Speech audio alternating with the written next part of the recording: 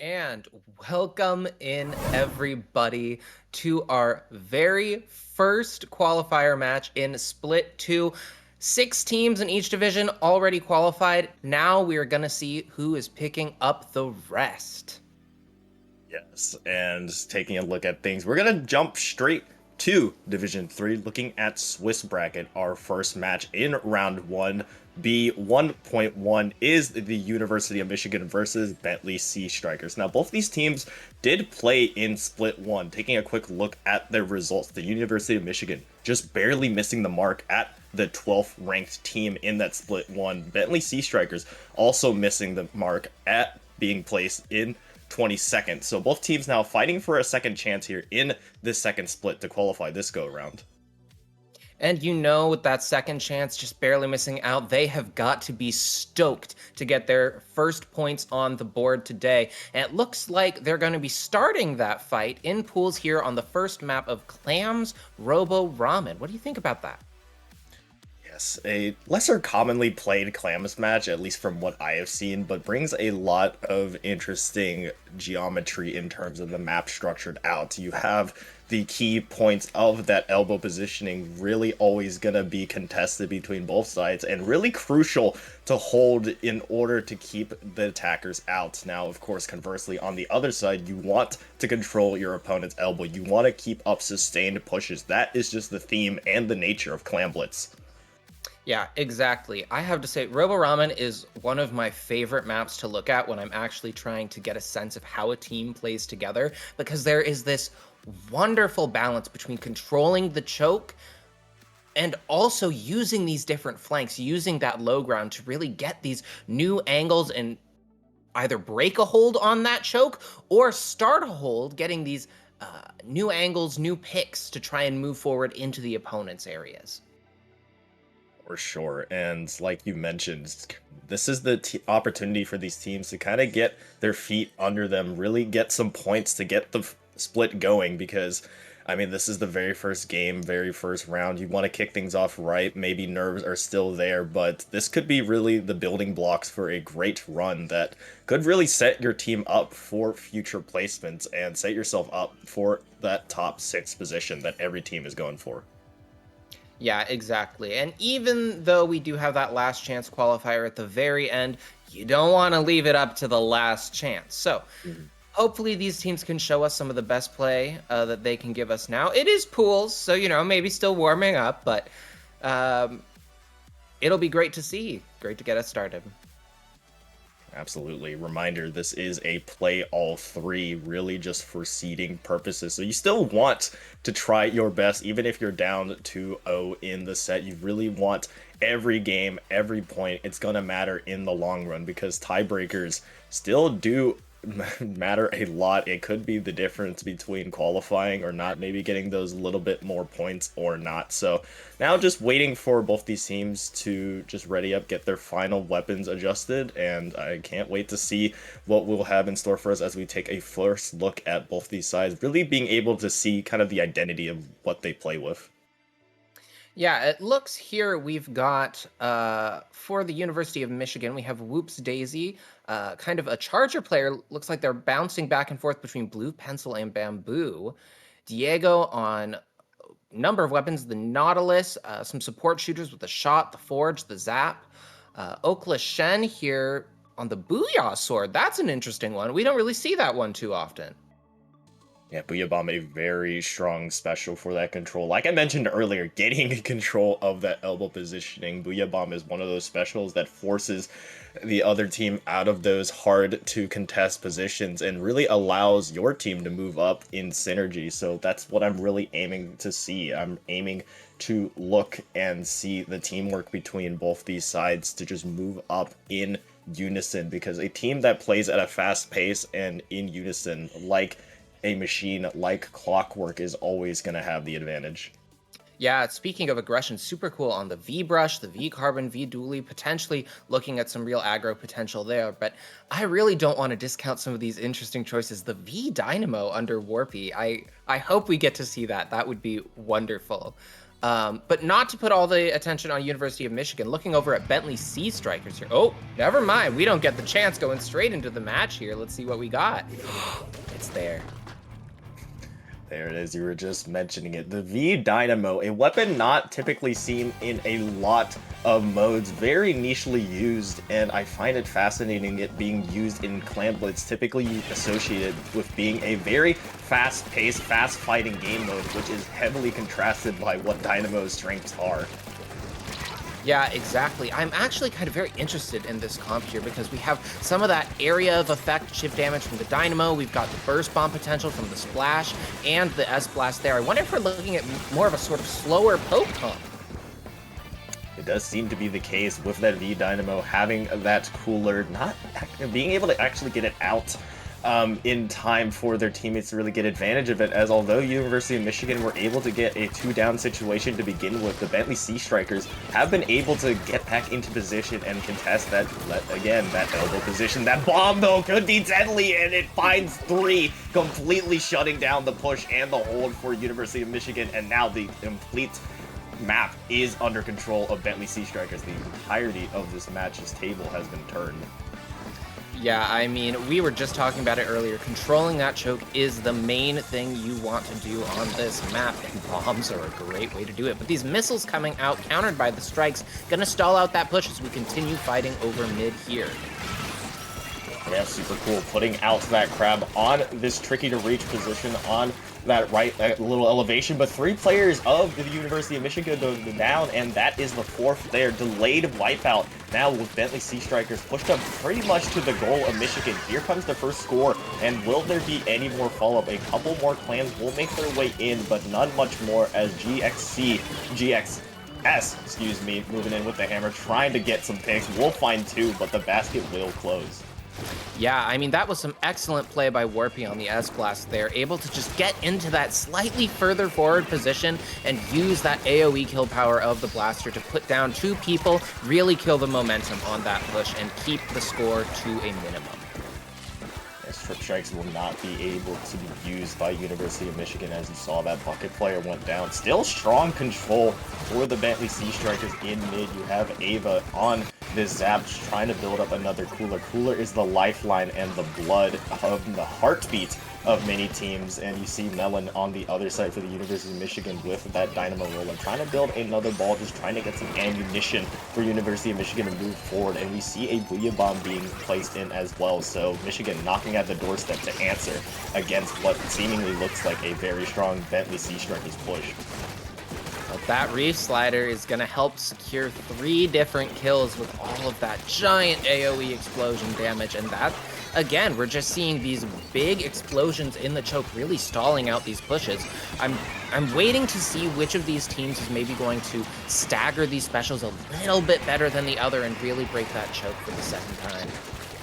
Yeah, specials are a resource. You don't want to be forced out to use them. You have to use them in conjunction, and you really got to get some value out of them. Oak caught in a very difficult position, just contesting on this left side with a bucket. Here comes the hammer from the Bentley Sea Strikers, managing to find one. Almost finds Oak on this left side, being heavily contested. They go down, and now another opportunity has been given to the Sea Strikers, as that is a 3-player down situation. Yeah, and it looks like with the cooler advantage, the ball down, we're going to try and see a push here, but oh my gosh, all of this AoE from the bucket, from the Dynamo here is just making it so difficult to push, and now those strikes coming out, sending them back into mid with a kill on the way too. Yeah, a minute left in a very low-scoring affair so far. The Sea Strikers, the only team to get any points on the board, and it's not a sizable lead for any stretch of the imagination. Buckets finds 2 on that Reef Slider from that Red as well, but 3 go down on the side of the Bentley Sea Strikers, left in a tough spot. The strikes are forced out, but Ava really being the last player standing in position, just trying to hold back. You don't have any motivation really to push if you're the Bentley Sea Strikers, as the final 35 seconds remain. It is ball in the court of University of Michigan to make that move, and they're making that move right now. Yeah, it looks like we've once again got Warpy moving up on this S-Blast, popping the Booyah super far up. That's going to buy a lot of space, but that Dynamo stuck with the ball, not able to get far enough, fast enough. It's gonna die in the choke once again. Yes, time running out. Final 10 seconds of things. A ball needs to be formed at the very minimum to have the overtime push come for University of Michigan. You have two specials in the pocket of the Bentley Sea Strikers. The hammer and the missiles both go out in conjunction, and it doesn't look like the University of Michigan had enough time to build a ball, so a very low-scoring affair, but Bentley Sea Strikers on the board with a quick 1-0 so far to start the set. Yeah, and I mean, it's just tragic. You saw them throwing those clams together. They're clearly talking to each other. They had the right idea, but just not enough clams on their side after they had all gone down in that last push. And that's just what kills the game, you know? Yeah, and I was talking a little bit about it earlier when we both saw that Dynamo, the very contrasting weapon compared to the game mode. You saw it a little slow down the University of Michigan a little bit just because of how heavy the weapon is, just how slow firing that weapon is. Even though the S-Blast was able to move up, take out two players, the Booyah Bomb, all that space was being created. They just weren't able to push up, and that's not just because of the University of Michigan's comp. That was really nice defense from the Bentley Sea Strikers to still recover from that, and despite losing so much ground, they are able to punch right back, and we saw several attacks from the University of Michigan being thwarted. Yeah, no, it was a great showcase of, I think, the ways both of these teams want to play. It looks like we could very well be in for a slower sort of set overall here, which is very interesting, right? Splatoon 3 is definitely sort of cooler hyped on this go, go, go kind of meta right now. And so some of the slower, pokier gameplay is going to be really interesting to see how they adapt to each other and play around that. For sure. And a part of that could just be the nature of the map. It is a very hard map to push on.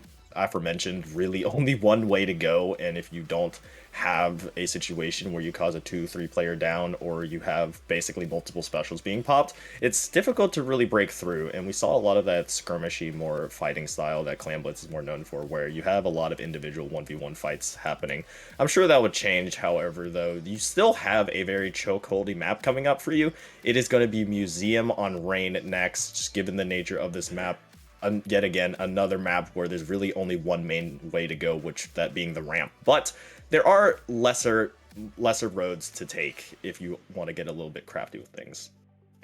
You love to jump from spinner. Nothing bad will ever happen if you jump from spinner. Mm-hmm. No, Museum is... I really like this map. It's definitely got its unique aspects. I would say Rain is one of the more plain versions of Museum. You don't have that block in corner to get up that you have in Clams.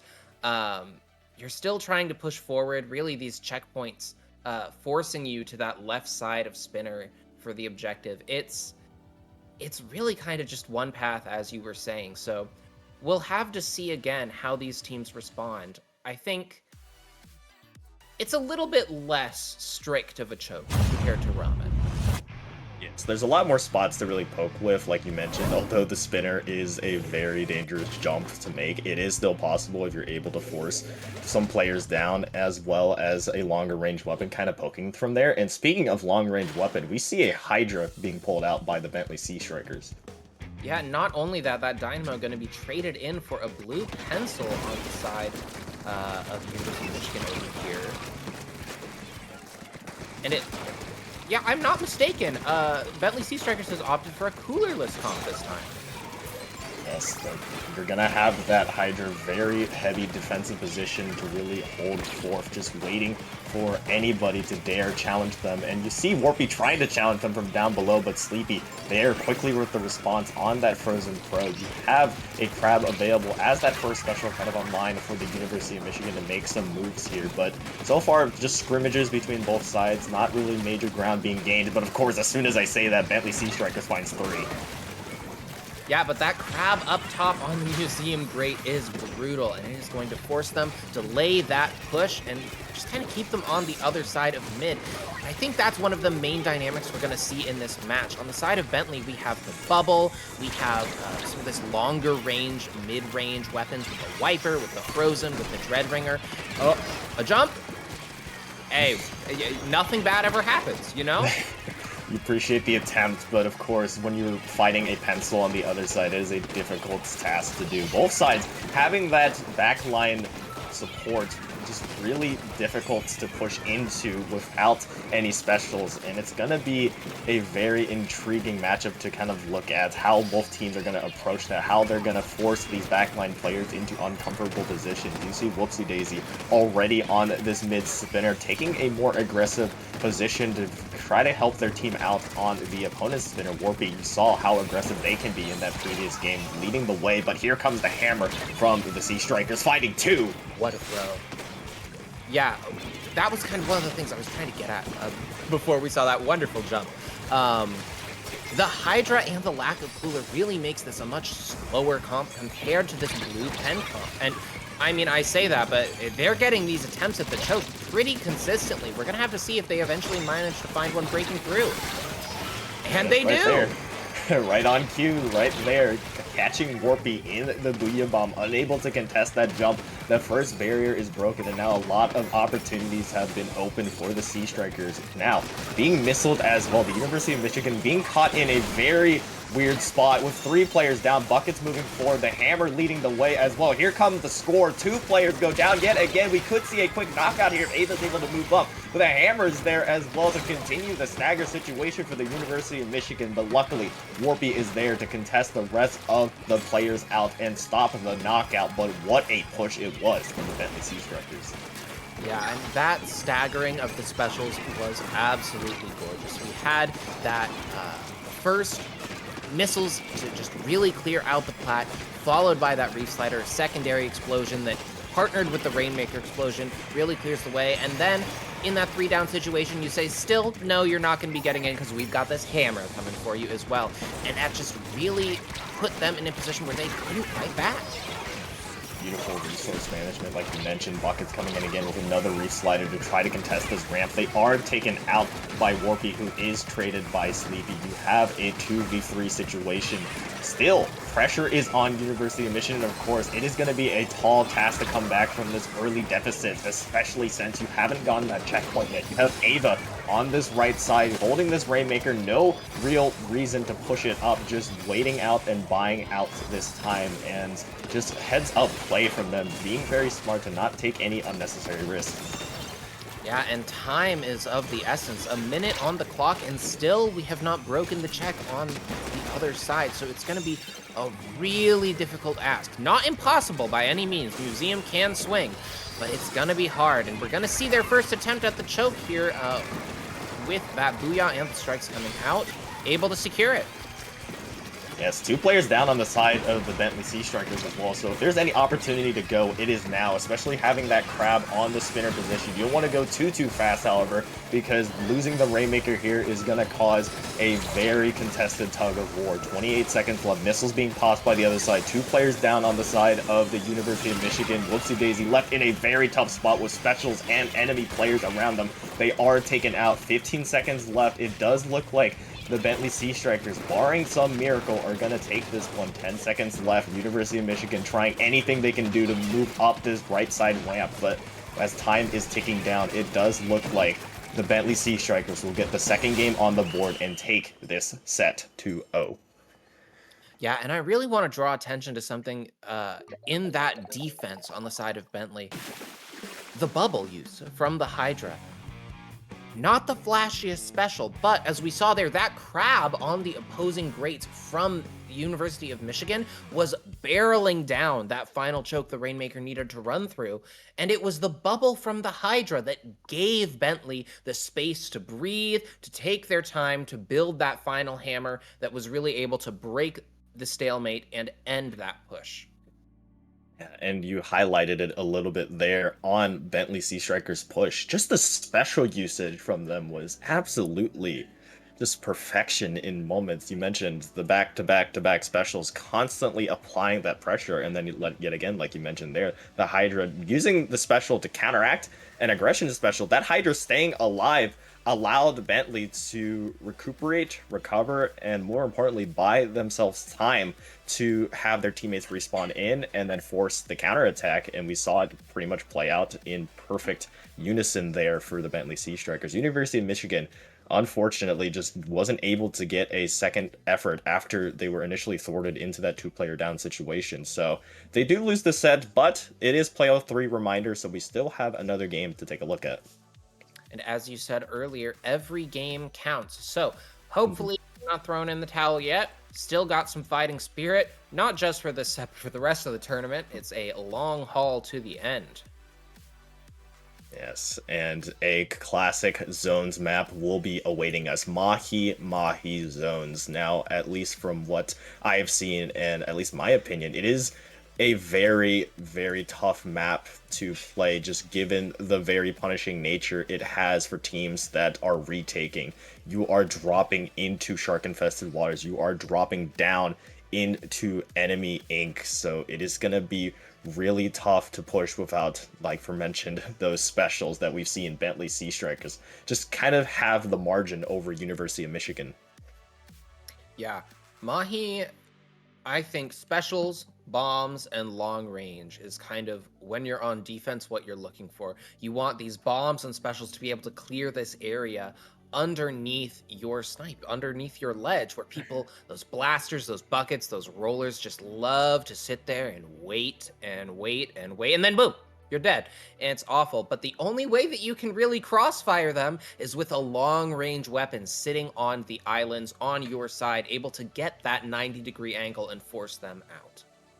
Yes, if you're on the side of University of Michigan, I would imagine Warpy still sticking with that S-Blast for some of those reasons you were just talking about, being able to camp those ledges. Booyah Bomb, a great special to act as an initiation for the University of Michigan. Just a couple more things have to go right for them, maybe change a couple more things around. It did look like the University of Michigan, their comp in the second game really showed a little bit more life compared to the first game. They were playing at a bit of a faster pace when they're able to get these opportunities, but you want to see something a little bit more to counteract the very aggressive nature of the Bentley Sea Strikers, especially the Wiper. You see several times just getting two players with a hammer. Definitely to keep your eye on GXS, excuse me, being the one on the Bentley Sea Strikers to have that. We are just getting a tour of all the off-meta backlines. We had Dynamo, we had Hydra, and now we're looking at an Explosher on the side of Bentley. Explosher, a very good weapon, just providing that pressure, poking ability. GXS trying to go for that early aggression is taken out, but the teammates are there for the Bentley Sea Strikers. Gaining that early zone is absolutely a great start to this map, especially just given the nature and the little quirks that we were just talking about earlier. But for Buckets having this reslay, just waiting for an opportunity to use it, they will go in right here and find one onto Oak. Yeah, I mean, we began with those missiles that were maybe a little bit early. They weren't quite ready to move in, but it stalled out the University of Michigan long enough that they had to really try and force their way in. Now we're seeing these specials coming out, the Booyah and the Strikes at the same position at the same time. It's going to be enough to flip the zone, but it's maybe not the most stable push. But hey, it looks like it works. University of Michigan is looking for anything to try to stabilize things, and that is the nature of the map. You have all four players actually on this right side contesting this right drop. The left side is wide open. GXS maybe saw an opportunity, but they go down. Three players now in total for the Bentley Sea Strikers go down, so that retake is thwarted. However, Buckets does have this Reef Slider to utilize, and we know Reef Cheese is very predominant. They do actually utilize it, though, to take out Oak, which is traded out. While, yes, they got the pick, it won't be able to be used to retake the zone. So now, with a special down, it is going to be tough for the Bentley Sea Strikers to push back into the zone.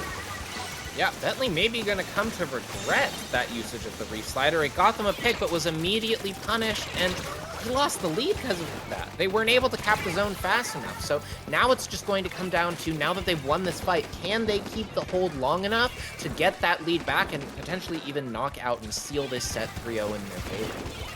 Three really great specials on the side of University of Michigan, just trying to be built up to utilize for this push. The Trip Strikes will not be available as Oak is taken down by a bomb. The Crab is online, however, and of course Warpy's Booyah Bomb is loading, but they are taken out themselves. Cool, really being the only player to try to utilize their specials are taken out themselves. The Strikes go in, not enough to paint the zone, and that is the lead in the favor of Bentley Sea Strikers. A great opportunity to bounce back from what looked like a lost opportunity on that retake. 10 ticks left. Will the players be there for the University of Michigan to try to contest? The school does have their crab, but will the players be there in the zone? No, they won't, as Bentley Sea Strikers completes the 3-0 sweep. Yeah, we saw the S-Blast Warpy again going up forward, getting a pick on the zone, being able to show some of that aggression, but S-Blast can't paint a zone by itself, and that is the tragedy of zones. You got to get the picks early enough to paint the zone. If you don't get them early enough, you better hope the picks were on the zone and they can paint for you. Yes, and another key factor of that as well, I was talking about the specials that the University of Michigan had. They are really great retake specials to utilize, but the thing that we saw on that final retake was the Bentley Sea Strikers were able to get the picks onto the important players. The strikes were taken out. The bucket was taken out pretty early on. Yes, it was most likely a bomb caught off screen, but those picks hurt when you're trying to get back into the game, when you're trying to survive in a game, and I wrap back around to what I said earlier at the beginning of this map. Mahi Mahi is so punishing for retakes. Yeah, I mean, we barely got to see the even worse version of Mahi this particular match, where you don't even have most of the islands to work with or most of the drop to work with. But you know, that AoE pressure from the Explosher, you had that aggro from the Wiper, it was just overwhelming. And as you said, those early picks, losing a person on top of your resource, that is devastating to any kind of push you'd want to make. For sure, but still, massive flowers to the Bentley Sea Strikers for really, from start to finish, pedal to the metal, really looks in control, played to how they wanted to throughout all three matches. Now, University of Michigan gave it their all as well. You saw after every match, they're starting to get better and better and better. And that map, they had an opportunity to potentially get a 100-0 knockout, but unable to hold onto that zone, and then the retake that put the final nail into the coffin really sank them. So not the exact start you want for the University of Michigan, but we've said it time and time again, it is a long tournament. It is going to be a long split. So this is just one set of many that they'll be playing, I'm sure. Yeah, and you know, one of the things I think is most important is that mental game. That you're able to take a loss like this and go, okay, now what? What Yeah. happened? What went wrong? How do we fix it for our next match, right? And obviously we're not in the VCs. We don't know how it's going, but I do hope that the University of Michigan can take that kind of approach, stay strong, and really show us some excellent games throughout the rest of the tournament. I believe in them. They can do it. For sure. And speaking of the rest of the tournament, we will be taking a momentary break as we continue the rest of the tournament, but don't go anywhere. We will be taking a look at another match here in round 2 very shortly.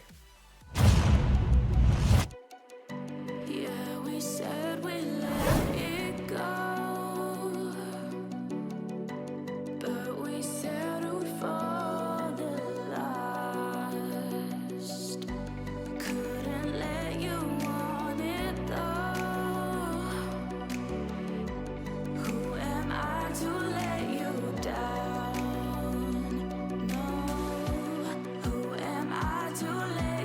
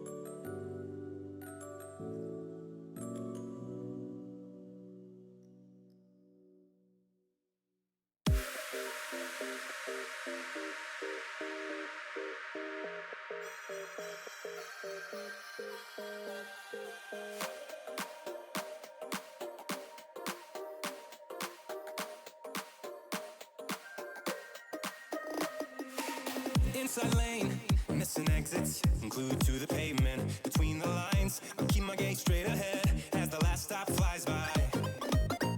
No more waiting for the gun to fire, no more walking through revolving doors. I've gone around once, I don't need to go around anymore.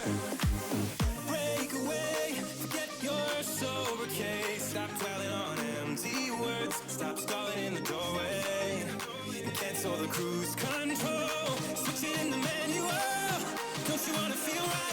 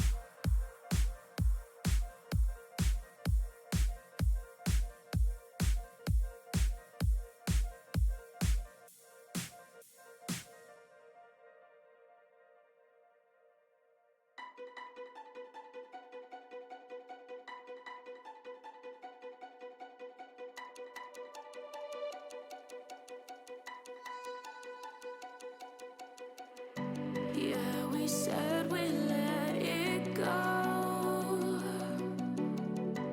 but we settled for the last. Couldn't let you want it though. Who am I to let you down? No. Who am I to let you down, down, down?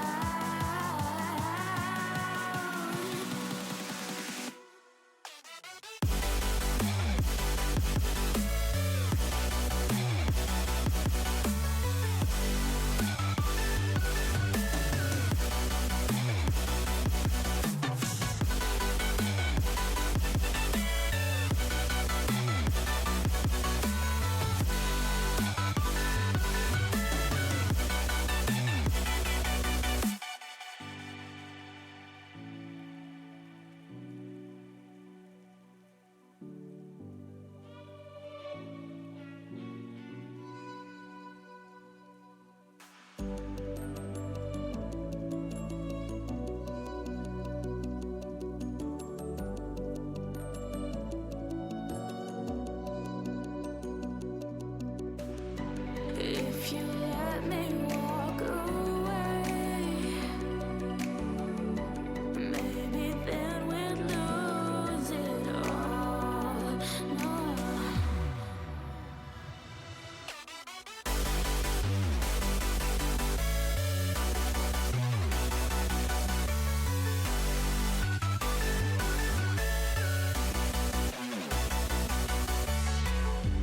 Who am I to let you? We are back. Apologies for the short delay, but we are here now looking in round 2 of Swiss stage. Now looking at Division 5 Group B 2.1 match. We're looking at Heidelberg Esports versus Low Tide. Now, we weren't able to catch the first game of this play all 3 set, but that first game went in favor of Heidelberg. So that's where we're going to be taking a look at currently. Heidelberg Esports up 1-0 against Low Tide. And it looks like we're going to be heading right over into Umami, if that was Clams,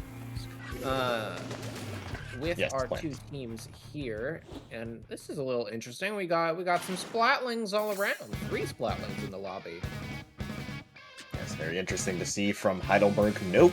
Oh, no, there is a cooler in the form of a Zap, as a matter of fact. Clams, of course, we saw in our previous set a more fast-fighting type of mode, but now with it being Umami Ruins, less of a choke points to kind of really push through. As you see, First Blood will go into the favor of Low Tide with that decap managing to find one, but quickly equalized.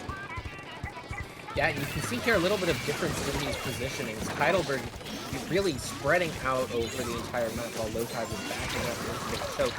And that can potentially come back to bite them as things like this hammer start to come through. It's going to be a 2-down situation in favor of Heidelberg Esports. Now they've got 2 power clams sitting on their side. Low Tide heads back into their choke, using the crab to hopefully try and break it out.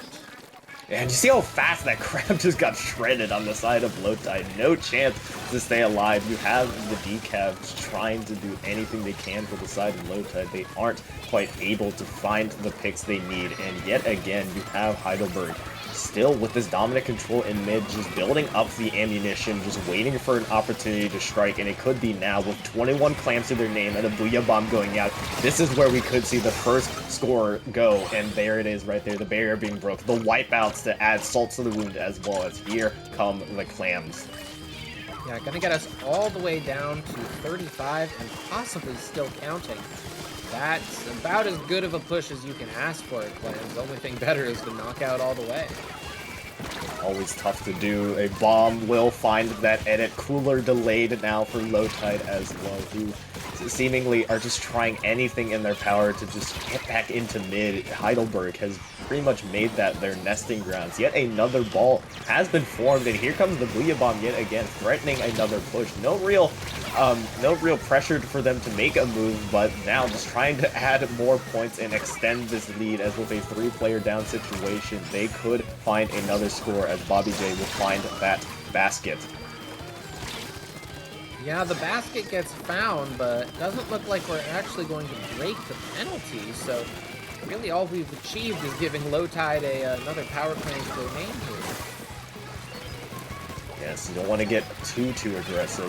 You don't want to give that much ammunition to Low Tide to bounce right back. You just have to worry about them getting back into the strong control of mid. This heavy splatling Isaac just constantly watching, providing supporting fire for wherever they might need it. Crab, though, could be the thing they need, as well as that Zuka shot finding one, but two found by the Booyah Bomb. It completely negates that hold, as Sage, being the last player standing on the side of Low Tide, falls as well. And here we go again. More clams being scored. A potential knockout situation here, as you have 4 clams in the pocket of the Zap, just one away from getting that knockout situation. So Low Tide just happy to stay alive, but 2 minutes left, not a lot of time to really work with, but finally control of mid is in favor of Low Tide.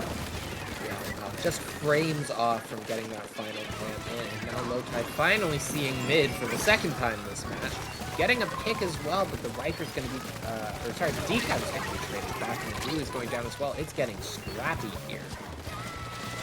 You have Teehee on this mid area with the only power ball to the name of Low Tide. Careful not to go too aggressively, as still heavily controlled in that elbow area is Heidelberg, just constantly applying those specials. Nice Zuka shot from Teehee, though, to open the doors to a potentially 4v3 take. Here comes the push. 2 players go down on either side, however, as this flank coming out from the pro hits True, finding 2. However, that will be the end of Low Tide's push, as they're just really trying to stay alive, as that ball and those clams are lost. Yeah, I mean, if we could have gotten that bubble up a little bit further with that push, we had the Zuka, we had that crowd to try and maybe get that bubble up a little further, maybe help us stabilize, and we could have gotten that ball in. But now we've got one last chance. Power clam on the side of Low Tide here. Cooler's going down, but we do not have a lot of specials to help break that. 37, 55, 68. We're still pretty far. Pretty far for sure, so Low Tide just has to worry about getting these clams into the possession, trying to get ammunition, but you have Heidelberg just constantly knocking at the doorsteps, constantly taking out these players, and the basket is open yet again. We could see a quick knockout here. Sappy managing to open the barrier and get a couple more. Bobby J has the ball to get that knockout, but it might not even be needed, as 1 clam is all it takes for Heidelberg to take the set 2-0. However, of course, it is play all 3, as Heidelberg pretty much strong control from start to finish. Yeah, and something we weren't quite able to mention before we got into this match, Heidelberg has already qualified in Split 1, so they are a strong team in their own right, and it's clearly getting showed here. Hopefully Low Tide is going to be able to, I mean, your opponent's already qualified. What could be better than taking a game off them, getting your own points just a little bit higher, you know? Right. We'll have to see how it goes.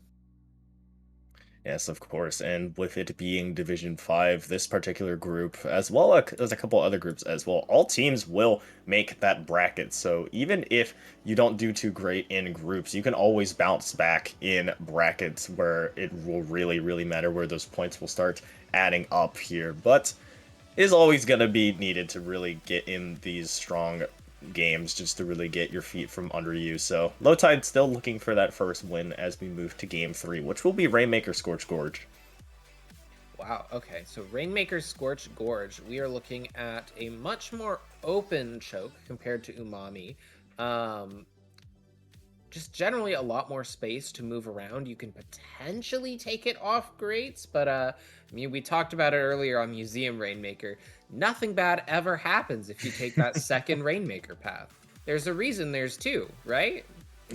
It is the road less traveled for a reason, but it is a viable option. The thing I want to see out of Low Tide, however, is going to be the use of that decav. Decav is very strong.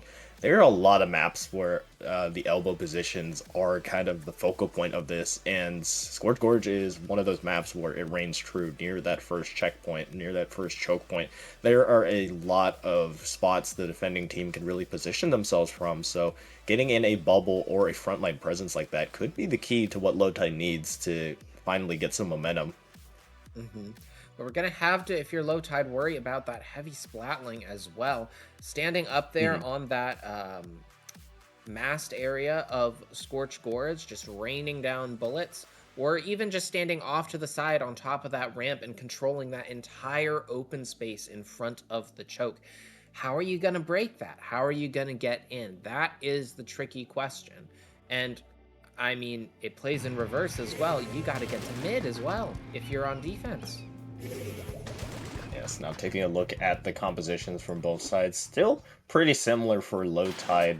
You have the Neo Splash for those trip strikes to really push in, but taking a look at the other side for Heidelberg, you really have a lot of interesting new weapons, that Jet Squelcher for Rain, the Rapid, and that Kraken Brush coming out for Bobby J. Yeah, we've got the Kraken Brush, we've got the Strikes. What's this custom Jet have? I don't even remember. But the Strikes are coming down, and the Rainmaker is going across the grates with the vac, using it to secure. Not quite able to get that Rainmaker down before it can break that check, but it was a close call. Yeah, that brings in very interesting wrinkle to Rainmaker. You're really going to rely on your decav on the side of low tide to slice and dice, really move forward and try to cut down that vac. Gummy Bear being that decav user. We'll find one with the Rainmaker. They are taken out as J-Hammy, just poking from under for the members of Heidelberg, just trying to see if they can keep this Rainmaker in possession of their team. But it is caught in a very unique spot, not typically seen at all. For Scorched Gorge in particular, but now it being moved down to mid actually gives Heidelberg a little bit more of an opportunity to get in a second push. Yeah, and I mean, this long rapid on the side of Heidelberg has been putting in some crazy, or sorry, on the side of low tide, or no, Heidelberg, yeah. Has been putting in some crazy work, some nice directs, some indirects are able to secure these kills at long range, helping to really keep the focus of this fight around the grates. Kept staying alive. Bubble used early here will help find one, but it will no longer be available to kind of contest this elbow position. So Gummy Bear already has to move in, trying to take these positions out. They are taken out by that rapid, however. 2 players down in total, and there is the wipeout coming out from Bobby J, finding a nice flank onto the Octojesters, completely opening the door now for Heidelberg to get that first checkpoint. And with a vac to boot as well and a Kraken coming in online, the momentum is going to continue for Heidelberg. Yeah, not to mention that 3-pound that just came in. I was going to say the Kraken too, but it looks like the Brush is actually picking up the Rainmaker. We're going to have to see what they move forward with, and the answer is going to be nothing, straight into a Bomb and Gummy Bear's decav completely thwarting that push in its tracks. The jumps coming in, very interesting spot to be placed in, will lead to all 3 members being taken out. So a breath of fresh air being had by low tide to at least get a little bit more space. Trip strikes go out pretty early here just to regain control of mid, but that's eventually what they'll need, slowly but surely, just inching forward to just get this ground one step at a time. Yeah, unfortunately the Rainmaker is going to go down there, picked off from the off angle, and 2 minutes on the clock. That's not what you want to see if you're low tide. I mean, not at all. You have to continue this momentum. You have to at least get something, and that is what Zell will find, a pick onto Bobby J to stabilize things a little bit here, but Heidelberg has always had an answer to what low tides can kind of going for. You have this rapid always being an annoyance. The trip strikes go out, but the bomb is in a perfect spot to shut down. A minute 30 left. Low tide just trying to find anything to move forward, but they keep going 2 or 3 players down, as Heidelberg has always found that answer. Yeah, and I think if we look at the comps, that answer might reveal itself. We see these 2 exceptionally long-range weapons, this Rapid Pro and the Jet Squelcher on the side of Heidelberg. Rapid's going to have to hold it down right now, as we've got some excitement. Yeah, but the Rapid J-Hammy still holding true. It's seemingly like every time I see a player getting slightly damaged or taken out, it's always J-Hammy on that Rapid, always being that annoyance, poking away. But here come the specials coming out. Dante with that crab trying to poke away on this left side, drawing attention as the cooler being popped as well could give some life into this low tide push, but Zell left by themselves on that Rainmaker is taken out, so this push will be stalled, and a vac is available as well. I keep calling their name, but J-Hammy, being this annoyance on the Rapid has been so difficult for low tide to deal with that now with the final 30 seconds left, they're playing with house money. They have no reason to push. Yeah, these long-range weapons have just really been able to box out Low Tide so well. When you look at the comp, the decap, the dualies, the splash, they want to try and get in so that they can use these up-close potentials that they have. But really all we're looking at is the crab and the strikes and the pressure from the pen. It's just not been coming together for Low Tide. And with these last 5 seconds, we might be able to see a flip. No, the wipeout is going to seal the deal. Yeah, and that's just given the strong comp that we saw constantly poking away, outranging, really giving Low Tide no opportunity to push in, as Heidelberg will finish out their second set with yet again another W, as they previously were playing CSULB White in that first round. They got a 2-1 victory there. And in round 2, their final group match stage, they complete the 3-0 sweep. So really nice performance from Heidelberg throughout their group match so far.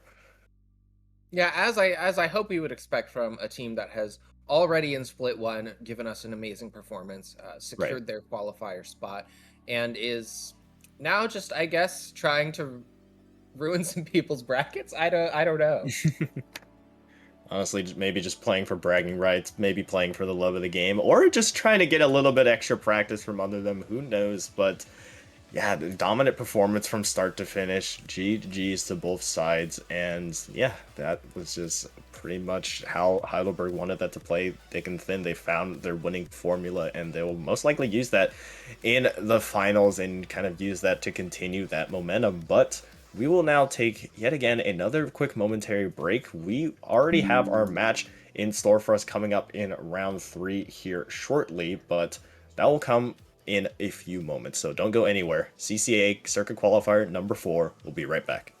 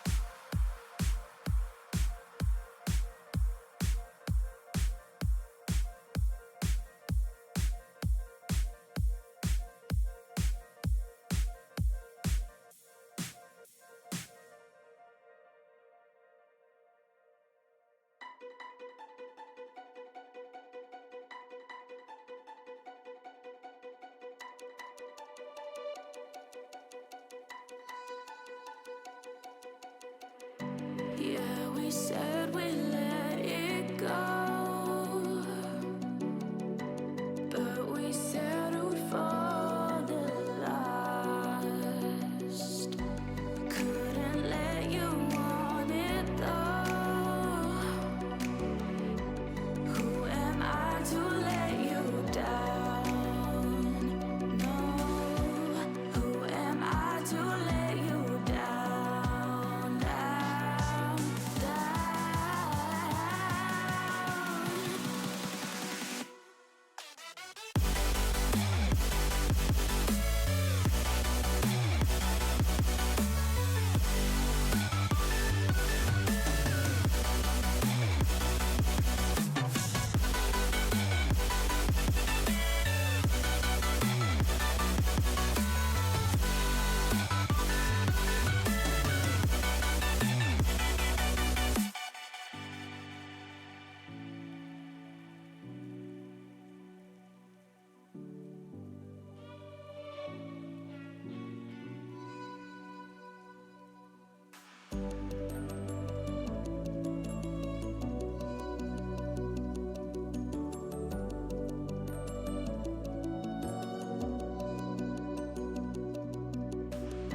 If you let me walk away,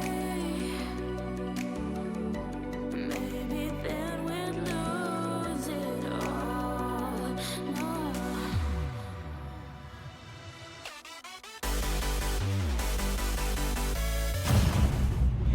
And welcome back to Qualifier 4, the first qualifier in Split 2 for our CCA League here. What are we getting into this time? We are taking a look at round 3 of groups. Now looking at Division 2, Swiss Group C, match 3.2.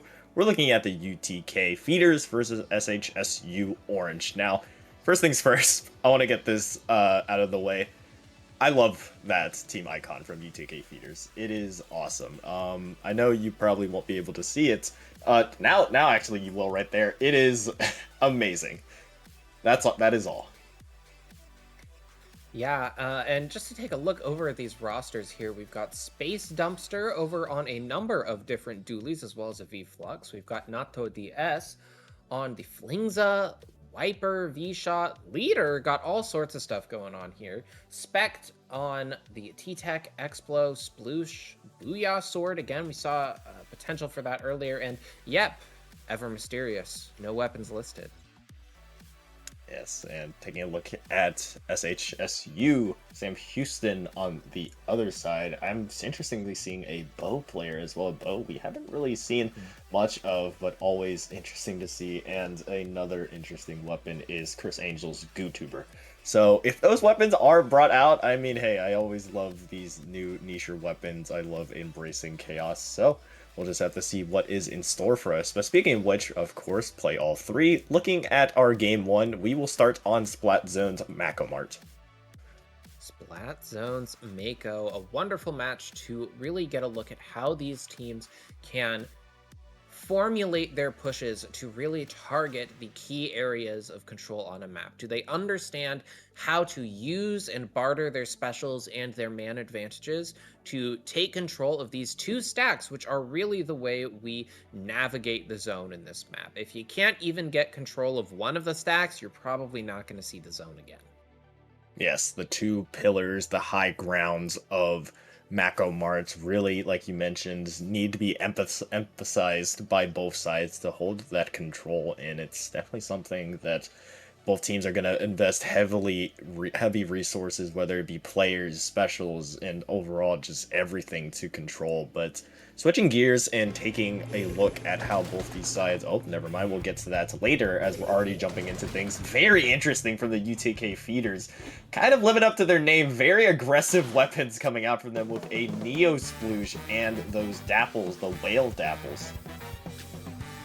Yeah, we are not seeing anything longer range than a dually here, which is a little bit scary when you look at SHSU Orange's comp in the blue, not to be confused, where we're seeing this Charger, this Dread, and this Flingza really kind of using this longer mid-range aspect to navigate this map. We'll have to see how it works out for them as this Crab is able to take out the jump, and even with 2 down, the Feeders seem to have control of mid for now. And you see them employing kind of a shock and awe technique of just going in, appearing out of nowhere, taking a 1-for-1 trade, or just getting in, getting a pick, and getting out. And you see it do wonders for them to immediately get that first control. But of course, Trashy on that foil flings it is going to be a tough matchup to deal with, but not if everyone is constantly attacking them like we saw right there. A 2v1 was had really nicely done from the Feeders to stay alive, and 59 points off rip is nothing to scoff at. Yeah, some excellent shots from Coolios there are able to put the Feeders on the back foot. Speaking of back, Yep is in the back line into the spawn of SHSU. They're going to have to deal with that eventually. We'll see how they choose to do it. Yep, actually jumping back to try to help out their team, but they're getting quickly taken out by the rest of Sam Houston. You have Hero on this left stack just contesting out the Feeders, and it's making it real difficult for them to initiate going in. It is going to be really difficult to move in on a comp such as this, but the Feeders managing to find a 2-for-1 trade could open the door for them to move forward. The trip strikes are available, the Reef Slider is coming in, all the specials being invested from Sam Houston just to try to keep this lead intact. They will be able to make it down all the way to the 19-point mark, but with 3 going down, it is now the UTK Feeders back in business. We're seeing a really early Crab here, maybe left over from initially trying to get that push, but maybe something you would have wanted to keep for a little bit later, as now SHSU is going to begin their push using the screen, but it looks like someone dropped left and was not prepared for the Feeders to be as far up as they were. Yeah, slowly but surely that lead is being chipped away. A 3v3 will be had. Here comes the Reef Slider, and the Trip Strikes immediately taking that control away from the Feeders. 2 players caught in the crossfire on that right side as well, but you still have the battle for this left stack. You still have this fight for the Feeder stack, just trying to hold on to that control. A little bit of a vantage point that the Feeders can really use as their safe haven, and you see it being utilized here, as now with that control and with the aggression that which they're playing at, the Sam Houston Orange team is just being pushed far back into their spawn.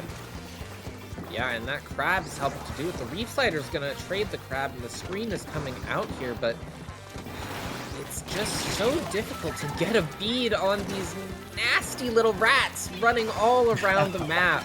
And they're just able to get these incredible angles, juke and juke and juke, and it's leading to kills, and this penalty is coming down. Yes, they're quick, they're a mobile team, and this is what they thrive on. However, Sam Houston constantly applying this paint pressure with their overwhelmingly amount of paint special. You have that Reef Slider, you have that Trip Strikes coming out from the Z&F, who has just constantly been able to keep them afloat during these retakes, at the very least forcing the Feeders into penalty, but you see them eventually bending. Something has got to give if you're on the side of the Feeders, just constantly trying to get these fights. Specials being traded out now, Zuka coming out from Hero, just trying to find anything on this left stack. But the Feeder still remaining firm into the zone, however, now flirting away as it's just this Dapples. Yeah, but the Dapples are able to get 2 and give jumps to those beacons, and that means the Feeders are going to be back in control. Oh, but maybe not if those strikes have anything to say about it. Whales coming out. It is a slugfest in mid, but the Feeders are able to keep control. 20 points on the penalty. They've got to keep this hold. Yep, just all forward, managing to find Coolios on that forefront, managing to take out that pesky charger. No penalty points now on the board, but right on cue, Felomare right in there with that Reef Slider. Perfectly done to retake this for Sam Houston. Pressure on the Feeders to just constantly take away these specials, constantly get these picks, and they're doing just that with finding 3. Now, with 10 seconds left, a game-winning position for the Feeders to just hold out, overtime looming. You gotta get out these specials, though, if you're on the side of the Feeders. Yeah, and here's the thing. That ticking time bomb of the Reef Slider is incoming, and with a delayed wipe on the side of the Feeders, we're just not even going to have to see the Reef Slider come out, as SHSU is able to secure Mako Mart for themselves. Yeah, we saw the Feeders really get off to a blazing start. I mean, like I said, living up to their name of the feeders, just constantly going in. You have the fast moving two dapples, you have the sploosh, just to always pop up out of nowhere, shock and awe, always trying to get in behind and really cause a lot of disruption from on the side of Sam Houston. But I will give a lot of props to Sam Houston of how they were able to receive a lot of those hits, not really not seeing a lot of times where they panicked. Yes, they did go a couple players down in certain situations, but the retake specials were always there. They always had an answer to what UTK feeders was trying to do to them, and that's exactly what you need to do against this comp, a comp that thrives on chaos. You just gotta stay calm, take it one pick, one play at a time, and that's exactly what Sam Houston did. Yeah, and I really want to draw attention to the one-shot potential on the side of SHSU here, because if you are a team that is just trying to go in, the one thing that's going to slow you down is the chance that that Flingza is just lurking around the corner, or you don't know where that charger is looking and you get taken out right away.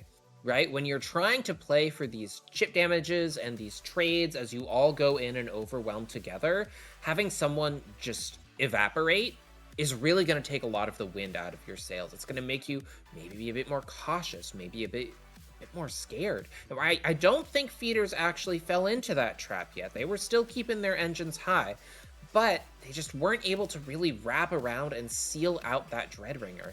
And that Reef Slider was able to just delay the penalty long enough that they weren't able to get that lead back from SHSU before the timer ticked down. Yeah, there's a lot of benefits and drawbacks to what UTK feeders is doing with their comps. Particularly, there's two game modes that I think that would favor them the most, being Clam Blitz and Rainmaker. You really have those modes really benefit this fast flowing, this fast fighting type of mode. Whereas with Zone and Tower, it's a fixed speed that the objective is being capped at. You're kind of limited with what you're doing. And speaking of which, Game 2 being TC Ship Shape is one of those maps that is going to be really difficult to kind of overcome that range disadvantage because of the nature of the map, the nature of Ship Shape.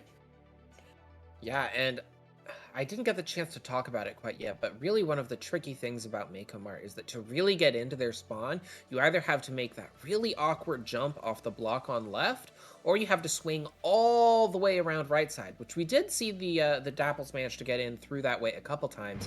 Ship Shape, you're even more out of luck. You've got to either walk across those long grates on left, or go through that tiny little hallway choke before you can really take control of their spawn. So UTK feeders might be in for a bit of a difficult struggle pushing forward once they get to those final checkpoints. Yeah, a couple of weapon changes here, interestingly, coming out from Sam Houston. The feeders, really the only change is the Dapples are out and the Googlas are in. But Coolius, going from the ZNF to an Octobrush is a drastic change, as well as the Luna Blaster and Squeezer and the Proto Boot as well. So pretty much an entire new comp coming out, and Coolius showing how dynamic they can be now on this Octobrush, almost being able to survive with that Kraken, but they're being quickly taken out. Now you pose a different challenge for the UTK feeders, given their range disparity, given their range disadvantages. You now have to deal with a Ninja Squid Octobrush and a Ninja Squid Luna.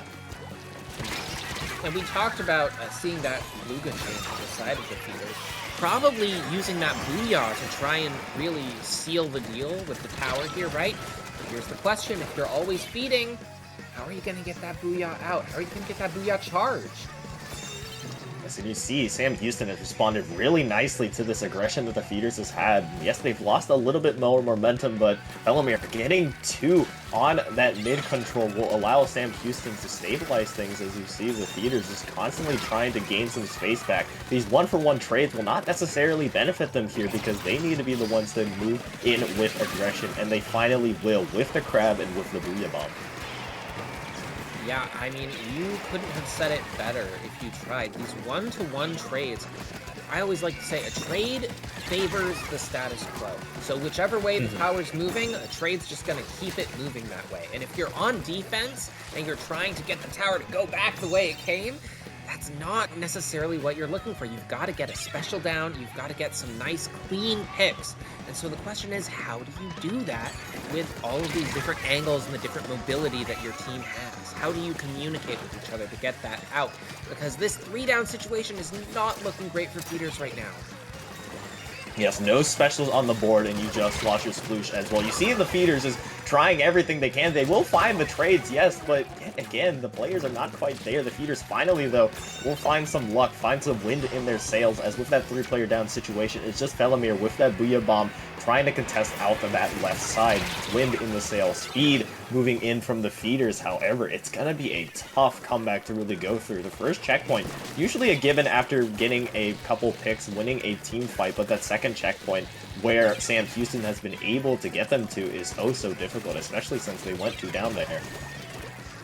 Yeah, and I really want to draw attention here. Even though we've changed the comp so substantially on the side of SHSU, we dropped the Flingzo, we dropped the Charger, we still have a lot of that up-close pressure from this Rush, from this Luna, that really allows them to navigate the onslaught of feeders with some sort of stability, but that stability is coming into question now. The Booyah from the Forge is going to have to find something here.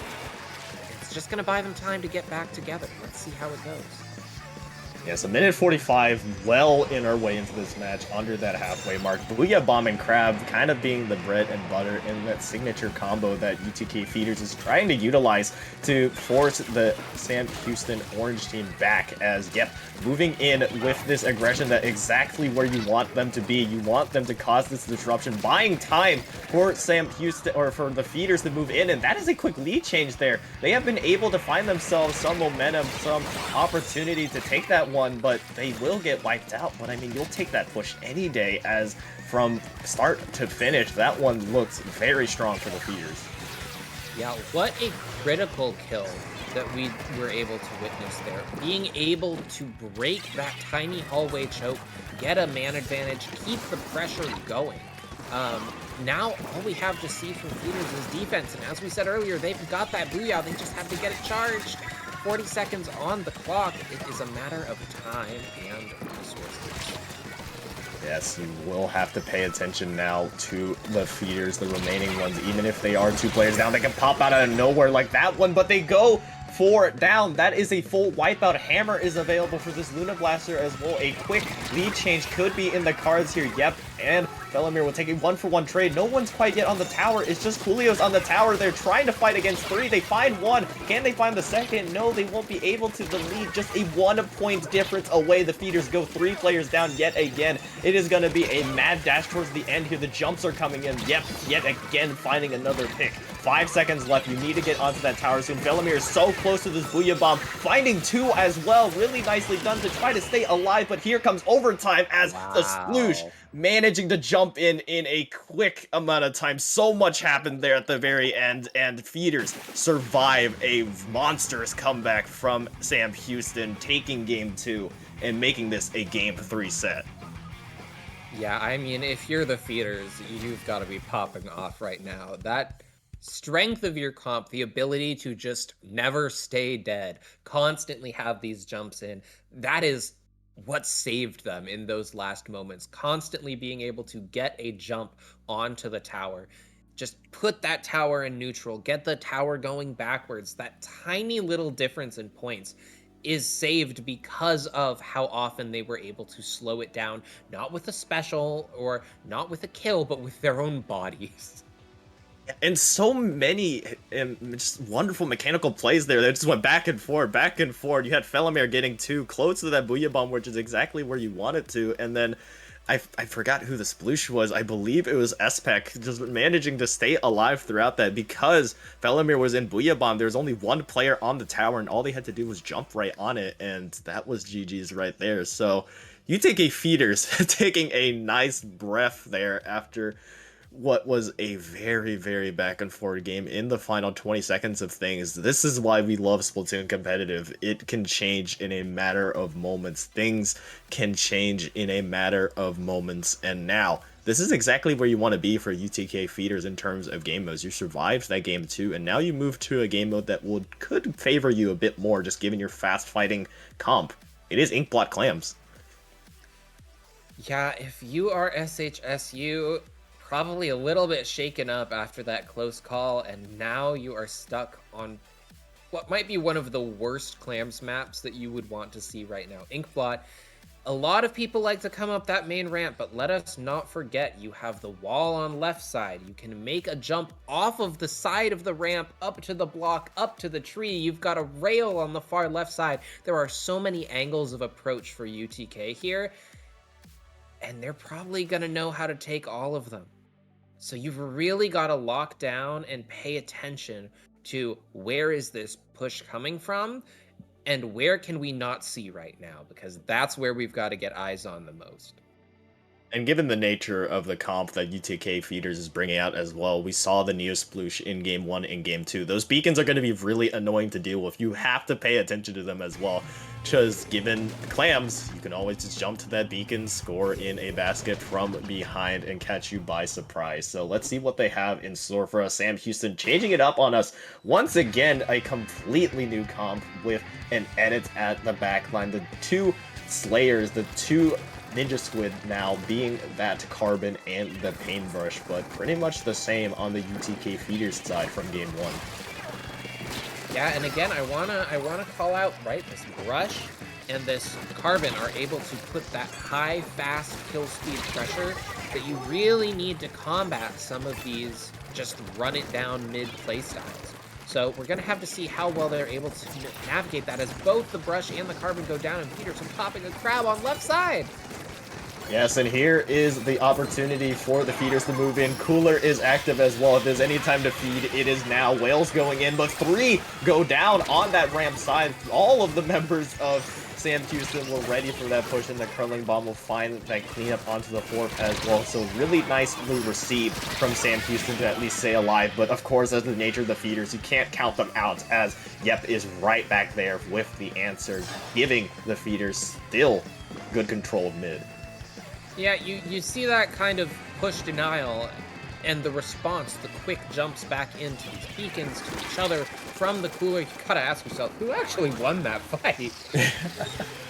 Correct. I mean, it seems like you are able to counteract what the Feeders are doing, and then they go 3 players down, and then the last person finds 2, and then provides even more jumps. It's a constant pressure that you have, and I was talking about the Neosploosh. Look at them here again. It is Specs just waiting for an opportunity. Here comes the jump from behind, catching out Sam Houston lacking, but will there be any more clans being scored? A couple are being scored. Yep, just trying to stay alive, providing the jumps for the rest of their teams, but no more clans will be had. Their job has been finished. Actually, and one more clan will make its way into the basket now with a 71-point lead.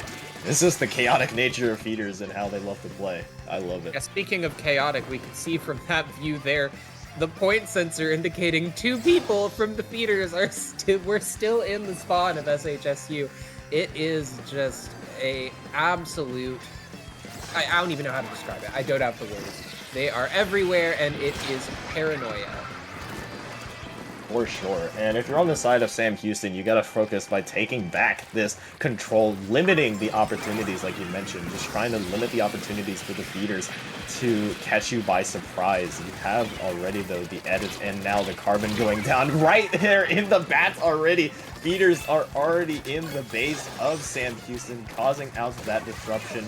You have Dumpster with a ball available, and this Cooler coming out from Nato here shortly, as just constantly daring Sam Houston to make a move, as this is exactly where you want to be if you're on the UTK Feeders, just forcing your opponent to make the move. And you see them trying to make a move here onto this ramp area, but a nice suction bomb comes in to shut it down. Yeah, using that, I mean, it's really interesting to look at the dynamics there. I don't even have time to do it because they're scoring now. Okay, it's a wipeout. We can breathe. Everybody take a breath. No, we saw there that wall. They were hiding behind it thinking, okay, the Feeders are going to try and meet us up front. They weren't. They were behind them, and that bomb just took out 2 people at once. You blink and you miss it, though. Yes, they did get wiped out, but look, the lead is now to 42. They scored 30 points in a matter of a second or 2. And this is exactly why you have to keep your eyes on every single member of the Feeders. It is so difficult to really deal with if you're any team. Sam Houston just trying to stop the bleeding at the moment, as they are still scoreless yet, as we are approaching the 1-minute mark. 2 balls, I believe, in the possession of the UTK Feeders, just daring yet again Sam Houston to make that move. You have 2 balls in the possession of Sam Houston to try to make a move, but you have the picks going into the favor of the feeders as they're just constantly pressuring this plat area near the goal. Yeah, you almost have to wonder, looking at the whale, at the missiles, the point sensor that we see on the side of SHSU Orange, maybe they were trying to really get these location options in their favor, but it has not been working out for them. They are still somehow managing to slip through the cracks, these feeders. For sure. And now with the final 30 seconds of things, a miracle is going to have to happen. Coolios in the backfield has found themselves in a great position to maybe provide that miracle, finding one on Tanato as well as that is a very quick lead. You blink and you miss it. We talked about it earlier. All it takes is one push for the entirety of this game's tide to be turned. The Pity Clam is also an opportunity in the pockets of Sam Houston to be used. It won't be able to find its way into the basket, but now the final waning seconds of things, you do have to worry about this last player not ending it straight here. Okay, there will be an overtime for the feeders to move forward, but now in a drastically different situation, you have to go now. Yeah, and we see the Headed is actually taking up the residence on this high ground here, which is making it really difficult for Scoot to try and make this jump over to the tree. And just like that, 3 people going to go down. Overtime timer is going to run out. And that is all she wrote. I mean, what a poetic end, right? Feeders getting a tragic dose of their own medicine with that paintbrush, able to take the rail and just squeeze in behind them. They managed to get it off twice, but you know, SHSU said, "Let us show you how to do it with just one." You know?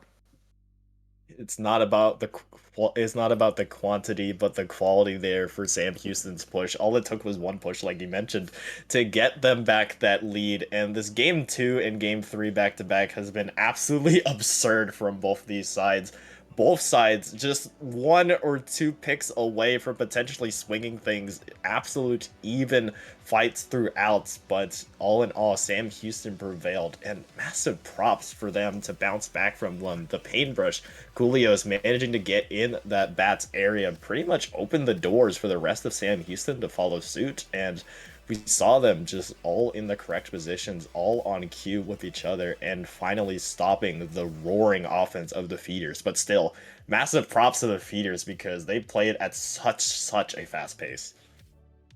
Yeah, win or lose, the one thing you can't say is that they're boring to watch. The feeders are winning in our hearts at the very least. Absolutely, but Sam Houston was a very strong team coming into this. We didn't mention this earlier, but as a matter of fact, Sam Houston already qualified in that split 1. They were placed 4th, I believe, in that division, so they're just playing for, I guess, more practice bragging rights, similarly to the previous set. But the UTK feeders, I don't believe, played in that first split, so they're kind of making their debut here in the second split to try to qualify. And if that's any inkling of how they're going to play, I say they're a scary team to face for anybody facing them up here shortly. Yeah, no kidding. Definitely a team to keep your eyes on here in Div 2. But with that is all 3 of our groups matches. For sure. Of course, we have some housekeeping to do. So, Okamu, where can the people find you? You can find me on Twitter and on Blue Sky. I use the same handle pretty much everywhere. What about you? Yeah, you can find me at Rocket1 on Blue Sky. You can find me at Rocket_Splat on Twitch. That's really the only 2 places I am active. But with that being said, thank you all for watching for this group stage. But don't go anywhere. We will continue with the rest of this Split 2 Qualifier 4 with brackets here shortly. So we'll be right back.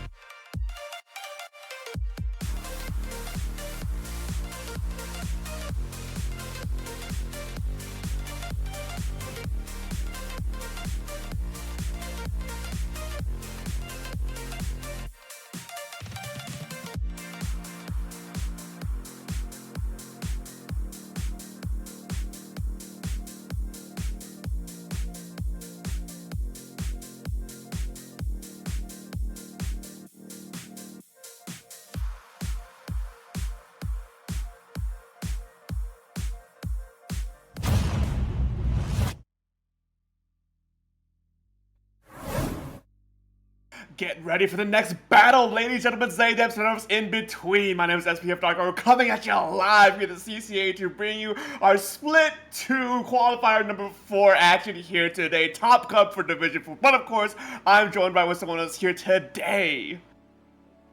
Yo, what is good, everyone? It is Sip here, back again, commentating for the CCA. So happy to be here. I'm very excited to have you back, buddy, and I'm very excited for Top Cut indeed. Here we have already a showing of who we're going to be watching here for our first round of this bracket series. CSUDH Gold, hailing from California State University, versus Octojesters of NGIT. I'm very excited for this matchup to kick things off here. Yeah, definitely.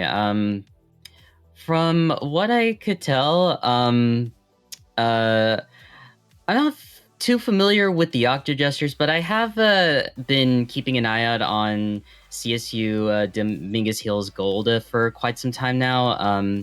They were a team that I ran into during the CCA road trip back in I want to say 2024, I believe, the first one that the CCA hosted.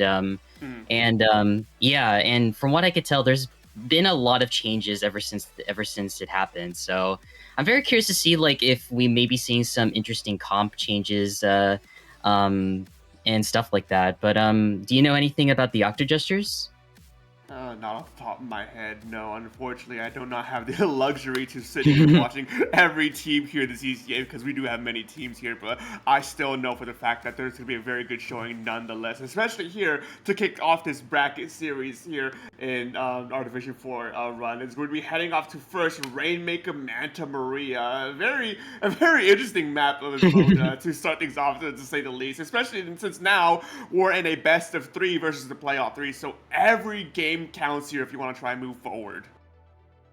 Yeah, definitely. And I don't know about everyone else's opinion on Rainmaker Manta, but for me, I honestly love Rainmaker Manta Maria. Especially, I used to be a big hater of it, growing up, but the more I start with getting a lot of help with my coaches and everything, I'm starting to really like it a lot more. And especially just getting the hang of using Crab. I'm a dualies player, and and Crab is honestly one of my favorite specials. So just being able to use it and everything, it just feels so fun, if you know every single position that you want to have your Crab set up in. But enough about that. Yeah, honestly, I'm just very excited to see what kind of comps to expect out of both CSUDH Gold and the Octojesters.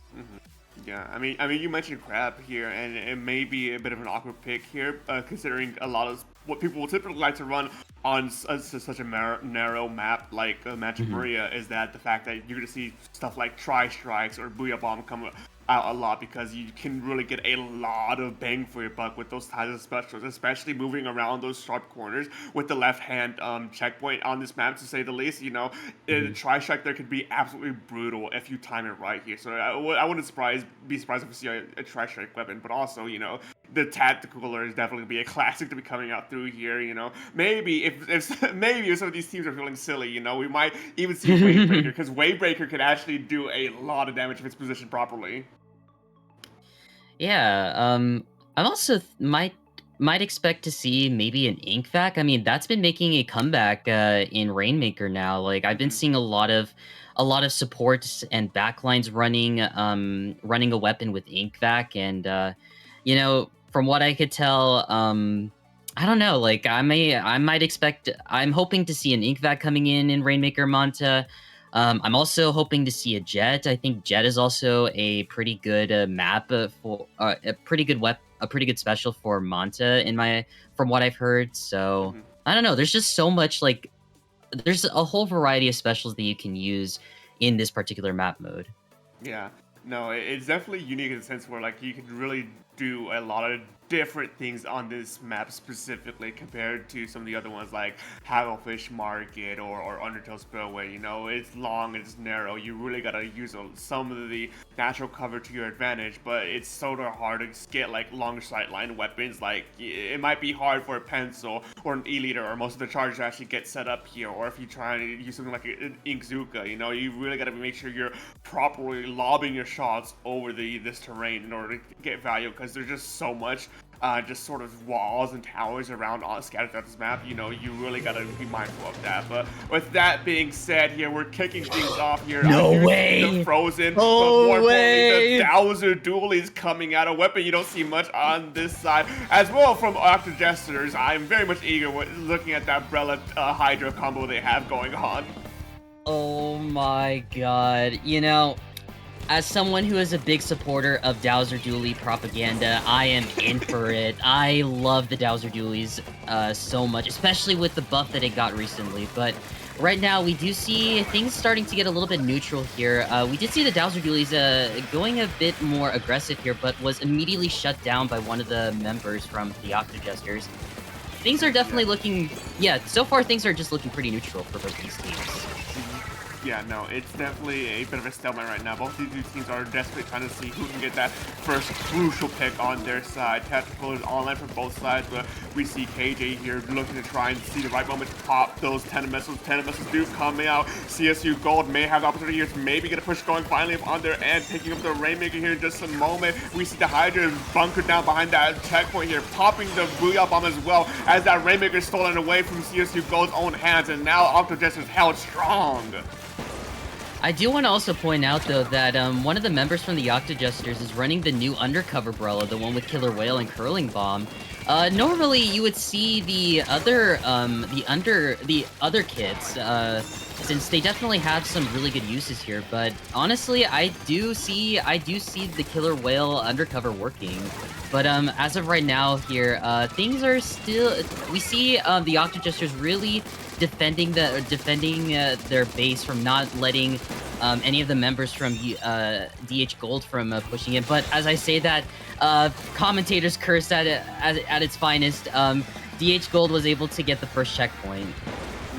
A good first checkpoint for them as well, because it allows them, if they can get to reach at that point again later on in this game, to be able to just run away with those points. Because that area from the first checkpoint to the second check or to the final checkpoint, you can really run away with a lot of points here. For now, Octojesters have the Rainmaker in hand once again here to try and get a quick rundown to the checkpoint. Unfortunately for them, though, they are shut down, and now CSU Gold with Tactical Online looking to try is to get this Rainmaker away, but no, it's not enough. The Octojesters strongholds their way through and gets the Rainmaker deposited and picks it up to extend the lead. Wow, that was such a bloodbath right here, folks. Like, we see members from both teams going down like one by one, but as of now, CSUDH Gold is able to regain themselves, retaking mid, and I have a feeling that we may see a potential push coming.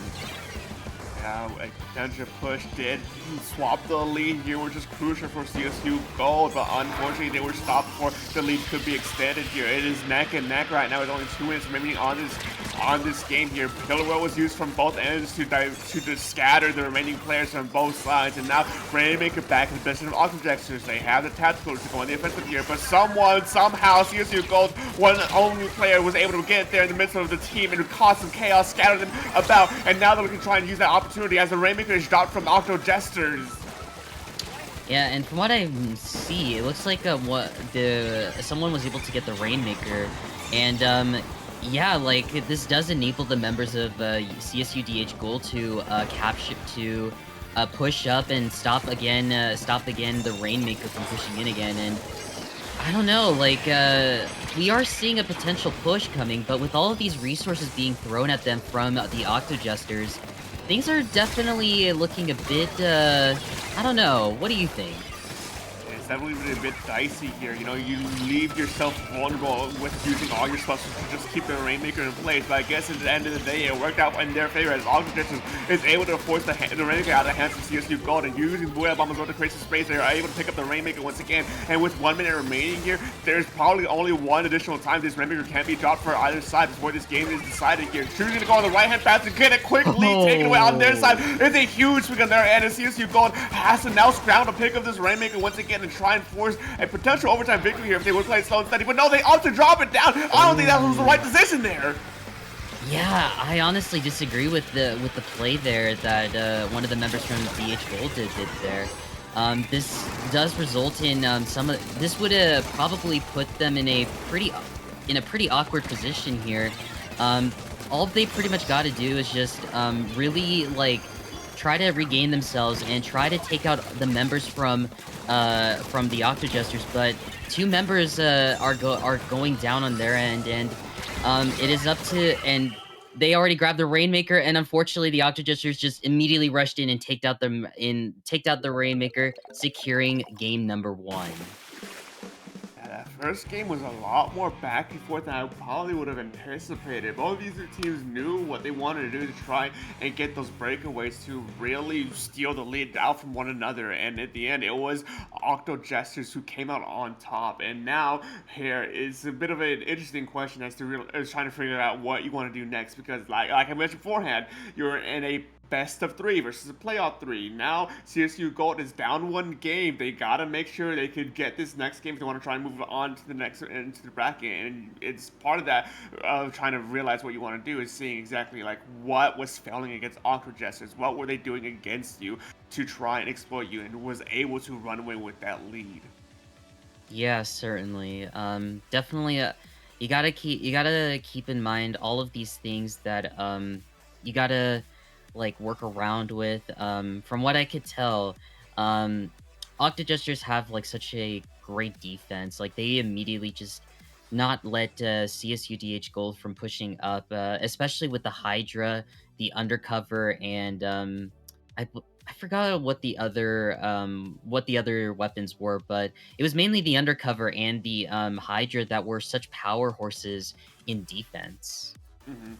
Yeah, no, and I noticed a lot from Octojesters. They were able to use that umbrella to like stand in front of the Hydra as it was like firing its shots and being able to like take a lot of cover without having to worry about someone rushing them down, which I think is kind of ingenious on their end to really try and take advantage of that combination here. But now, moving on to game number 2, we're going to be looking at Splat Zone's Umami Ruins. It could be another bit of a dicey game because this map mode in particular is very well known for just the constant back and forth trading of the zone. This stage has a two zone area here, so you gotta be very mindful of both sides, because something as simple as the Tri-Slasher could easily contest in terms of painting power with a pencil with how small these zones are.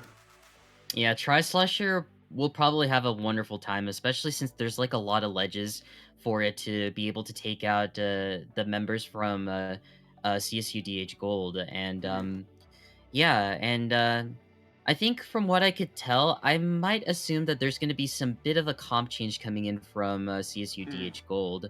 I was looking a little bit in some of the players' bios and everything in Zendu, and from what I could tell, the player that was running the Dowser Dualies is also plays Glugas.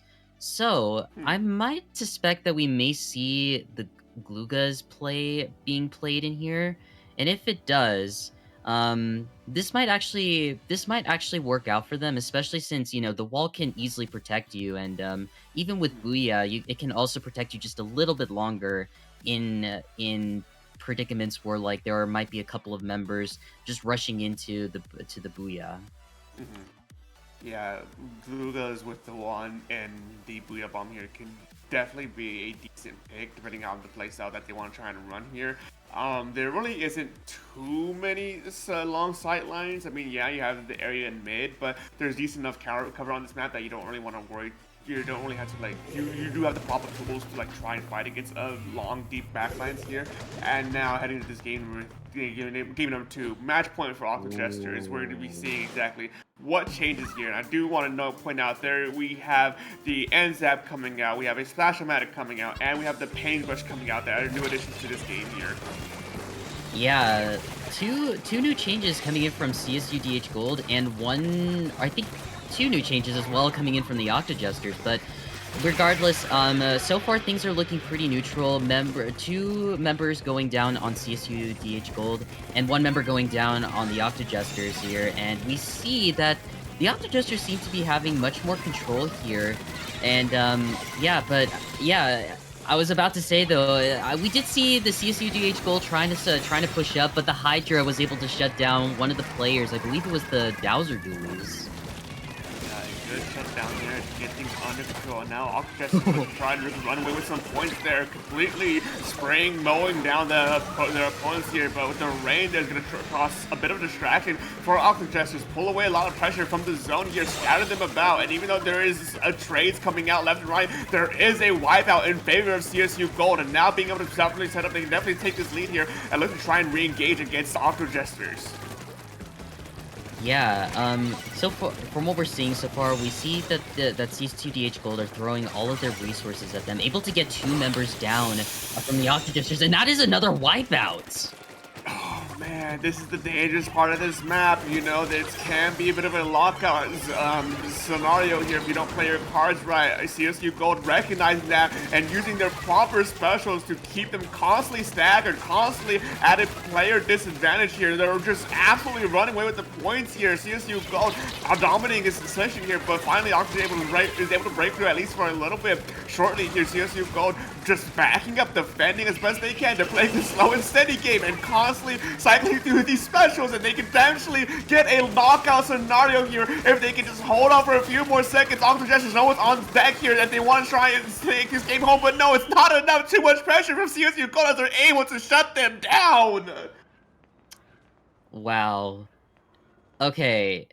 I definitely have noticed a 360 change coming in from CSUDH Gold. Like, I think they might have heard what we were saying about us explaining what they gotta do in order to play around the Octojesters comp here, and it certainly worked out.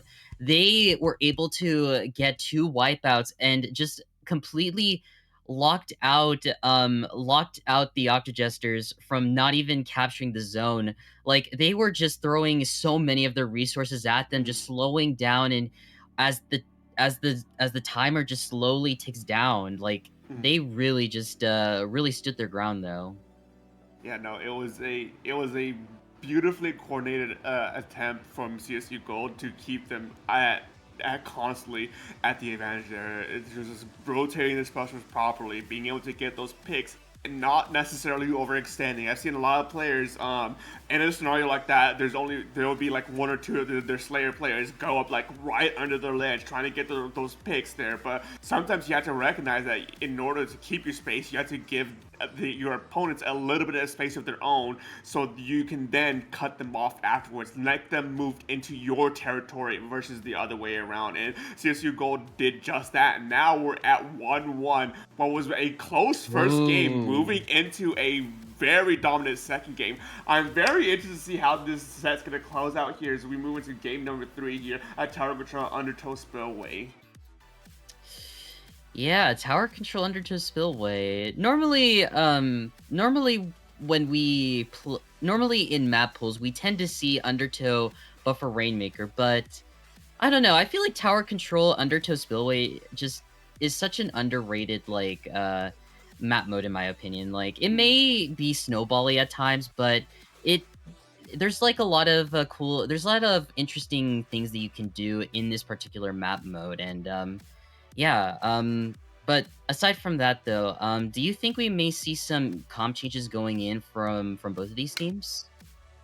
I'd say so, because there's something that's just a bit more different than the past 2 games here. That's probably, we might see something that returns a bit more closer to what we saw in Manta Maria in terms of weapon lineups. We might see the Brella come back out here. We might see the Tri-Slosher come out here. It's a bit hard to tell right now because these two teams have been constantly changing their weapon lineups here. But I wouldn't be surprised here. I will say that I'd probably put money on not only seeing the fable GG strikes come back here, but also we might see a crab tank. You know, you're going to be keeping that tactical or killer whale might actually be a useful niche pick here versus, you know, bringing that NZAP. I don't think that NZAP's going to stay, especially the orange one.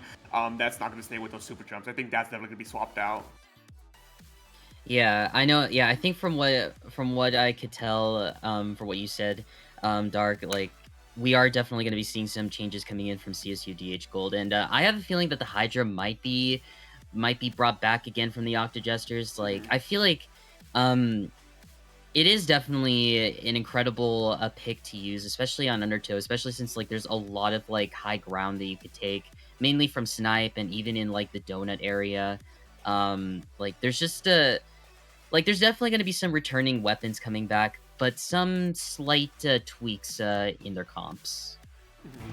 Yeah, no, I think we'll see here in just a short moment to see exactly what's coming out. A whole practically new lineup for both sides, bringing in whole different modes from each side. You know, you have the 96 Gal, the Rust Wiper, the Google Dualies, and the S-Blast, a completely new weapon lineup for CSU Gold.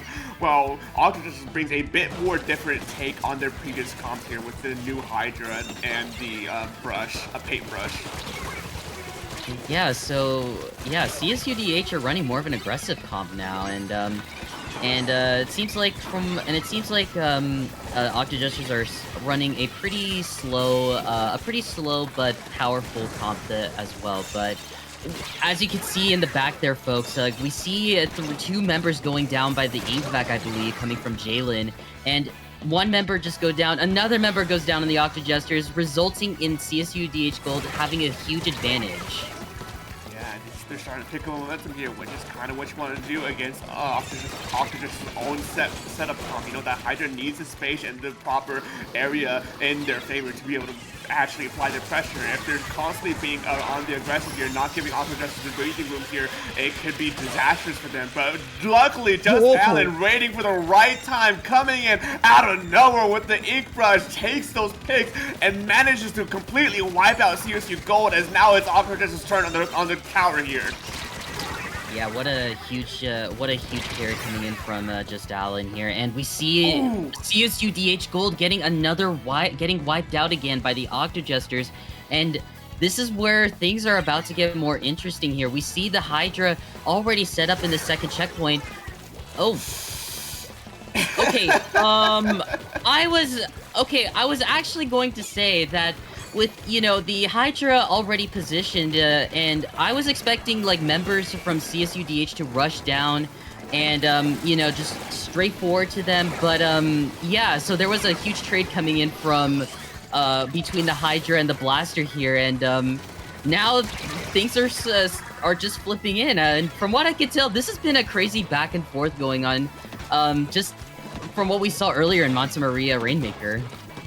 Yeah, I mean, already you've seen what these two teams want to try and do as their game plan. CSU Gold wants to just keep an absolute hyper-aggressive comp on their side to give Octojesters no breathing room. But if Octojesters can get set up, they can absolutely run away and be a bastion of absolute defense, and that's something impossible to take away from it. Jalen here, a good angle here to get one pick, draw some attention away from the front line, allowing CSU Gold to potentially push this up here. Tower control is getting close to the lead swap here, and unfortunately for them, they do manage to lead the swap, but it is going to be at the cost of Octojesters' own delayed practical wipeout here. Yeah, even though they're in a lead, I feel like this is not enough of a safe lead. I feel like, because, yeah, like we see the members of CSUDH Gold being a little bit more aggressive. They are getting slowed down by the Octojesters as they were able to regain themselves, and they're now the ones taking control of the tower. And now we see Person 365 just flanking in and able to get a pick on the Rust Wiper, and this does enable against the For what I could tell, though, it wasn't enough for the Octojesters to retake control here. And now CSUDH Gold is finally able to regain themselves and now taking control of the tower. Yeah, pushing the tower to try and steal away the the lead on their side. I do personally think that Inkbat was used a little bit too early. That if it was saved for a little bit later, they definitely could have cleared that lead with ease here. But unfortunately for them, Octojesters was able to bait the Spouses out, wait them out, and properly punish at the right time. The 3-point differential between these two teams right now. But Octojesters in the lead. They're looking to try and extend the lead even further now with the incoming push using the tri-strikes to clear the area. And luckily for them, getting a pick, 2 picks down for Octojesters, but the Hydra is down, 3 down for Octojesters. CSU Gold. It's just utter mayhem here as we enter the final minute of this game. It's always this particular area in Undertow Tower, like, every time, like, from what we saw, it is always around this, where the second checkpoint is, just a brutal bloodbath going on, and that's sort of a common thing we tend to see a lot in this particular map mode. But anyways, we see CSUDH Gold regaining themselves again. They have unfortunately though, 2 members do go down, make it 3, and that's another wipeout. Like, I don't know about you, Dark, but I feel like we've been seeing so many wipeouts during this entire round. Yeah, I mean, it just goes to show exactly the kinds of things that these teams are definitely desperately trying to do to win this set out here. But 10 seconds remaining, 2 players down from CSU Gold. Octojesters down a player. They're looking just to back up a little bit, not wanting to overextend here, and to try and secure this overtime victory here and not prevent a disastrous scenario. But they got to make sure they're at the tower, and that they do. Good specials users to secure the tower. Octojesters taking 2-1 over CSU Gold as they are unfortunately sent home. That was so unfortunate for Jalen. Like, they were trying to climb the tower, but I think there was some enemy ink that literally made them unable to swim up to the tower, and because of that, they just dropped down. And yeah, that definitely was so unfortunate for them. But aside from that, though, that was honestly the most scrappy, like, those games in this particular round were so scrappy here, Dark. Like, so much has happened. Yeah, it was just a lot of constant action between the two teams because they recognized exactly what the game plan was for each side. You know, it's gonna be the question of what can you do, who wins. It's gonna be the immovable force or the unstoppable object. And unfortunately for CSU Gold, it is the immovable force that won, with just that Hydra being able to anchor down 4 Octojesters and take away that game at the end there. And it was such an extraordinary thing to watch here, and a good shout out to Octojesters for doing what you did here as they move on deeper into the bracket here. And unfortunately for CSU Gold, you know, you are going out early, but you do at least go home with some few additional more points than you normally would have if you didn't make bracket series. So you at least have that going for you. Yeah, honestly, like, aside from the whole scrappy games, like, I've seen so much, like, a lot of crazy stuff happening between both of these two teams. Like, they really showed us how they came from, you know, from the beginning all the way to the top cut. Like, we seen exactly like what they did, how they got here, and yeah, so keep up the great work, guys, to both of these teams. But with all that being said, I think we are about to head to round number 2, I believe. Is that correct? Yeah, with this set being done, we are moving into round 2, but we are still waiting on just the final few matches to finalize, so we can probably start round 2. So we will be going on a short break here just to give these players some time to get their game set and finished. So don't go anywhere just yet, folks. We'll be right back after this break.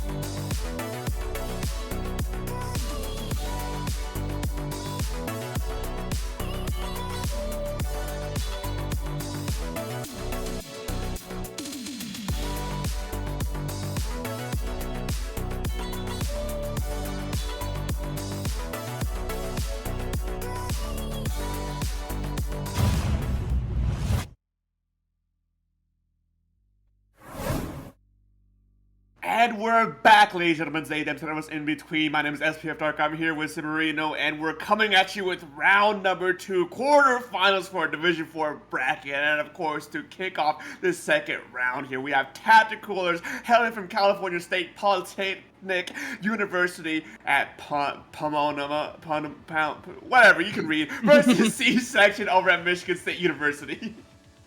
Actually, I don't wanna call you out there, Dark, but it's called the Tentacoolers, not the Tacticoolers.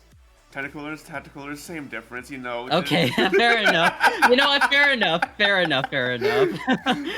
But yeah, yeah. Honestly, this has been this is definitely going to be an exciting one. From what I could tell, the Tentacoolers had a really close game against the Bobble Hat Gang. And meanwhile, C-Section were able to easily win 2-0 against Drexel Blue Splatoon during round 1. So I'm curious to see, like, if I'm curious to see what to expect coming from both these teams, both comp-wise and strategy-wise. Yeah, it's going to be very interesting to see exactly how these teams want to play out this second round here, especially moving to Columbus Museum, Belfonte. There are a bit of different options you can go around, different routes that these teams can't go, you know. E-Leader has been up the up and up, so they could potentially pull out an E-Leader here to really take a lot of area control here, or you could do more of a rundown comp, you know, with a brush to be annoying, running around collecting clams, and just sneaking up power clam after power clam after power clam while nobody's looking, you know. There's a lot of different angles here. Yeah, and from what I've noticed, I was looking over the Tentacoolers as like a player bio in Sendu, and from what I've noticed, I believe one of the members is a blob player, so I definitely might have a feeling we may see, the blob being picked out in Clamblitz Museum, especially since like it can't slow down the players from brushing into their plat and everything. So I'm definitely curious to see what to expect out of them. Yeah, if that is a blobber coming out here in this game, it could be a very drag to come through here for C-Section, as they are unfortunately going to be, as per how the map is laid out, you know, you unfortunately will be going from low ground to high ground in order you want to get to that power clamming. You know, Blobber historically really likes to stay on the high ground, so you got to be very mindful on that. That's something that's going to be moving here, and something that actually might be put out here to try to alleviate some of that stress here. You know, of course, probably the Tacticooler. You know, we might see the Tri-Shacks really shine here, because I really like Tri-Shacks here on this map, because you can really clear like all of mid or like all of spinner on your side or on the opponent's side with just that one special usage there. So it could be something that could be picked out here, or even honestly maybe Inkstorm or Vacuum. You know, a Vacuum, you mentioned last set, has been on the up and up as well, and it might be a good niche pick here as well. Yeah, and as for C-Section, I'm currently looking in the player Sendu profiles as well, and there's really not a whole lot that I could say regarding them. The only thing I can point out is one of them likes to play the rollers a lot, more specifically the Vanilla Roller, Crack-On Roller, even the Dynamo Roller, and the Golden Dynamo Roller, and the newer Dynamo Roller that just came out recently. Like, so I don't know what to expect. Yeah, it could be a bit of a wild card here, since I'm neither that familiar with these teams either, but it's going to be a very fun thing as well, as we do see a general overlay on these teams and who's on them, as well as what they kind of typically play. You know, I do see Tegan there with being a big roller player there. We do see potentially a Hydra, or at least a splatting of some kind from Astronomical. But you know, as we kick things off here, we're gonna get started with this first round of our first game of round number 2 here, and we do see a few things that actually have lined up with what we saw already in our previews. Yeah, we do see some weapons that we expected to show up in this game specifically. Yeah, and we see the Brush coming out, the Luna Blaster, and the Nautilus coming out from the Tentacoolers. And as for the C-Section, I do notice the end parries, the Crack-On Roller, the Hydra, and the Dynamo, a double roller comp. Yeah, not sure how well that's going to be going because you do have a lot of quicker weapons like the Brush and the Nautilus to really be annoying to pin down here. But I guess that's up for C-Section to figure out here, as both these teams are still at a stalemate, going down for a 1-for-1 trade here. Orange looking to try and see if they can get a sneaky pick. That they do, going in and managing to get out without too many losses. Smash down using preemptively to try and cover the tracks before they truly disengage here. Yeah, despite the fact that, oh, wow, okay, so a wipeout just immediately happened. Like, I swear to God, like, I feel like we've been seeing, like, just wipeouts happen so quickly, like, during round 1 and maybe even round 2, and, oh my goodness, I really need to start speaking a little bit more quicker because there's just so much happening. We see a missed throw coming out from the Tentacoolers, and now we see that they are in a pretty good position, but unfortunately, C-Section was able to clean up a little bit of what I saw. But wait, River has the power clam in hand, but unfortunately the push is gonna be shut down by the C-Section. Yeah, River, they're really saving what could have been a disastrous push here from Tentacoolers as they still managed to have that power plant in possession here, but it may be too little too late for that as a worry for them, as now the Tentacoolers are looking to try and push in, run in, and actually get the power plant basket wide open, getting some points on top of it. Swag being the last player standing here on spinner before finally going down, but 33 points with your first scoring is not bad. It's a good start here, and it may as well, with how this game has been so far, may as well be probably the only point scored here if things remain the same. We now see things are getting a bit neutral right now as both teams are resetting themselves, and we see T.O.F.F with the crack on roller trying to shut down any potential push-ins to mid, but unfortunately is getting tracked by the point sensor. Roller's worst nightmare, honestly. So. But yeah, so far we do see the Tentacoolers now trying to get a good push in. They're now able to retake mid, and they're also able to push into the basket here. And are we going to see another... unfortunately though, the members of C-Section were able to shut down the potential push happening, and now things are going back to square one. Yeah, being a matching defense here, C-Section was able to repel that attack from Tentacoolers, and now as things really turn back to a mid-state, both teams trying to play it out, playing this elongated game neutral. See who's going to go down first. I do believe River narrowly avoiding death there, unfortunately for them, as they're able to keep their ground and provide some distraction as C-Section is able to actually come in from behind out of nowhere, pull attention. Tentacoolers now being able to have the opportunity to push up here, but unfortunately they're still on their spinner side. I have no idea where the remainder of their team went, as it's still a stalemate. What happened there? I don't know.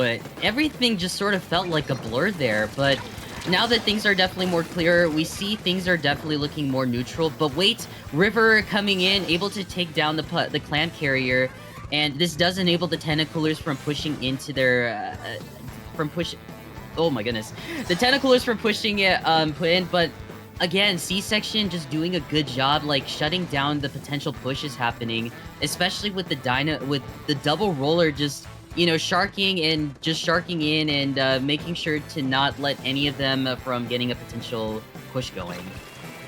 And now as we enter the final 40 seconds of the game, each second that passes by, we're seeing that C-Section starting to set up for their own checkmate scenario there. That 33 points they scored, 23 points they scored earlier may have been impactful in order for them to take the lead. But as I say that, a wipeout with a huge push from Tentacoolers are going to be able to steal the lead and see how far they can take this lead extension to their side, so they can make sure they can prevent a potential overtime scenario. A huge whip from the power clamp, though, is not what you want at the ending here. Make that 2 wins, and that's not so good sign. 15 seconds remaining. C-Section has a power clamp at the ring, so we will be seeing an overtime scenario, but can they get that power clamp to the clam basket within 30 seconds? Okay, despite those two unfortunate whiffs they're coming from the Tentacoolers, they did a really good job getting a good lead out of it. Even though it's not huge, it's still very good though. It's just, all they gotta do is, wait a minute! Oh my god, they were able to get they were able to get the power clam in, and also a wipeout. They just need to get a couple more clams in order to get the lead switch. Members are just going in, and they got the lead! Oh, wow. Oh my god. And Dark. then overtime scenario what was very much Tentacoolers' game to win there was able to be stolen away from C-Section in a last-ditch effort to just stay alive for a little bit longer, converting that into a wipeout, which then netted in that game. I don't think I've ever seen a play like that ever happen here in the CCA, because that was just, that was robbery. That was straight up a robbery Oh here. my god. I honestly was not paying attention to the flank coming in from one of the members from a C section. Like, I think they might have taken the little the little box area, and they probably were just sharking there, like while swimming up on the wall there, waiting for the members of Tentacoolers to just push up ahead a little bit. And it sure enough, like it really worked out for them. And we saw the jumps coming in. I don't know who it was that was in their basket, but they might have done like a call to them, like jump, jump, jump, and yeah, like we see that happening, and yeah, like despite the fact that things were looking a bit down on them, they were able to get all the clams that they could find and just able to get that lead switch. That was incredible coming in from C section. Like honestly, I think honestly, I need to rephrase that. This was honestly such a great job for both of these teams. Like they really did such an amazing job. Like they were literally put us on the edge of our seats here. Yeah, no, bringing it down to the wire, C-Section was able to steal that game away here. They're bringing them to match point as well, which could be huge here moving to this game number 2, where it's going to be a Rainmaker Humpback Pump Track. You know, Tentacoolers are down 1 game in a single elimination best of 3 scenario here. They don't want to go home just yet, you know, both these two teams definitely want to play it out, but that unfortunate defeat there at that first game definitely could be a big moral blow here for them moving forward, because this is it for them now. If they don't win this game, they're just gonna be sent home, and probably what may be the most better defeats I've seen in a long time. I mean, from what I could tell, I feel like the Tentacoolers are probably feeling a more like positive from, because I actually met them a couple of times in the past. I met them actually yesterday in a LAN tourney hosted by Cal Poly Pomona, the Calamari Cafe. And yeah, from what I've noticed, they've been having such a blast. Like when even in like their biggest defeats, they still kept such a positive mood during those losses. And honestly, that's such a mad respect to them. Like from what I can tell right now, I'm assuming that they are laughing that loss off, and just moving on into the next game, which is Rainmaker Humpback Pump Track. And honestly, from what I could tell, I may see some similar comps returning back, similar weapons coming back in this particular map mode specifically. Yeah, no, Rainmaker Humpback Pump Track is definitely an interesting departure from this first game. You know, we might see some few returning weapons. I wouldn't be surprised if we saw both the rollers come back in some way, shape, or form here, especially with the Lunar Blaster there as well. I was going to mention that here, since with a lot of these verticality and a lot of these edges and a lot of these nooks and crannies here, those kinds of weapons really like playing around here. So to me, it doesn't really surprise me that we see this lineup from either side here. But Tentacoolers are able to at least force this first pop so they can actually get a first pick here potentially, as Moon hiding under the ledge and gets that opening pick. Make that a double! What an incredible pick they're coming in from. Incredible 2 picks coming in from Moon here. Like, they were able to just take out 2 crucial picks here. And now this does enable the Tentacoolers from in pushing in. But unfortunately, they did get shut down by the roller players from C-Section. And yeah, so far they really are doing a great job holding their ground here. But as I say that, damn, commentators curse at its finest, man. Like, why does this keep on happening? We see C-Section out here just regaining themselves, was able to take control of mid here, and now we may see a potential push coming from them.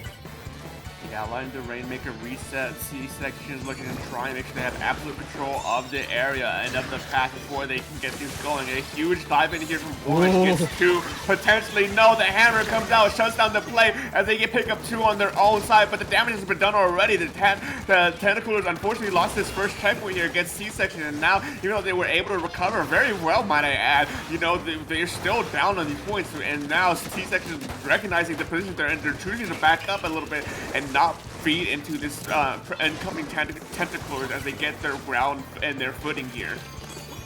Yeah, and we see that the Rainmaker does get reset. We see the Wavebreaker being thrown at by the junior player, or as I like to call it, the senior. But yeah, so far things are again being neutral. But we see a lot of paint control coming in from C-section, and I do have a feeling that we may see another potential push coming in. We see the Luna player going down by I believe the crack on roller here. We see the junior trying to be a little bit aggressive, but unfortunately though, not really a good play there, as you got to watch out for the members that are just sharking in for keeping out on any of the jumps here. And now T.O.F.F going in a little bit aggressive here, trying to see if they can get a pick. Was able to get out Moon, and we see the Kraken Royale being ready, but we see the senior just taking the roller down. Yeah, I mean, right now, it's just a bit of a stalemate between these two teams. Finally, Tentacoolers find opening. They need to pick up the Rainmaker, but they're immediately shut down already. Paradiddle looking here with the Hydra, just being able to apply so much pressure, so much pain, so much offensive prowess here with that weapon here. Though Tentacoolers are getting picked in their favor, unfortunately for them, they're still getting a bit of a scattered state here. C-section just in the midst of all that chaos, but luckily for Tentacoolers, though, they are able to get this first checkpoint knocked out. So it's going to be a tight race right now between these two teams to see who can just get that true lead extension here. Yeah, remember here, folks, this is it. No lead is safe in Rainmaker Humpback. And from what I am noticing here, we see the Tentacoolers again being rushing in and able to take out two members from C-section. And we see the specials being thrown at them. That is actually a very crucial hammer there. But, oh my god. Again, our lives flash before our eyes here as we see another wipeout just unexpectedly happen coming out from C-section here. But we do see the members of the Tentacoolers just regaining themselves, but I'm noticing that they're kind of being a bit aggressive, which is not the smartest play, as this does enable them to go in and able to get the knockout. C-sections taking a game number 2 and also winning round number 2. Yeah, I mean, that was such an unfortunate thing at the end there. Tentacoolers, they just were unfortunately just at the absolute wrong place right there, allowing C-section to get a clean cruise to victory there and stake this game 2-0 over Tentacoolers, which is an unfortunate thing for Tentacoolers, knowing that they want to move in further to the bracket, but now unfortunately, they're the one set helmet, and C-section is feeling pretty good at that victory and are at the ready for this next game. And man, oh man, that was a very fascinating game to watch. Yeah, like, honestly, like, game number 1 really, like, blew us away with all of these unexpected surprises happening, like, the flanks, the wipeouts, and, yeah, like, honestly, this was another incredible round to watch as well here. Like, despite the Tentacoolers like struggling a little bit and during Rainmaker, like they really had some like good ideas that they had planned, but it's just so unfortunate that they get taken out immediately by I believe the roller players from C-section. But you know what? From what I can tell, I think the Tentacoolers are totally chill. They are probably just making a good laugh out of it because, as I've mentioned before, definitely the most positive, like, people just laughing, just, turning these unfortunate coincidences into a fun, laughable moment here. So, but that's honestly just great job to both these teams for showing us what they have done. And yeah, what do you have to say about it?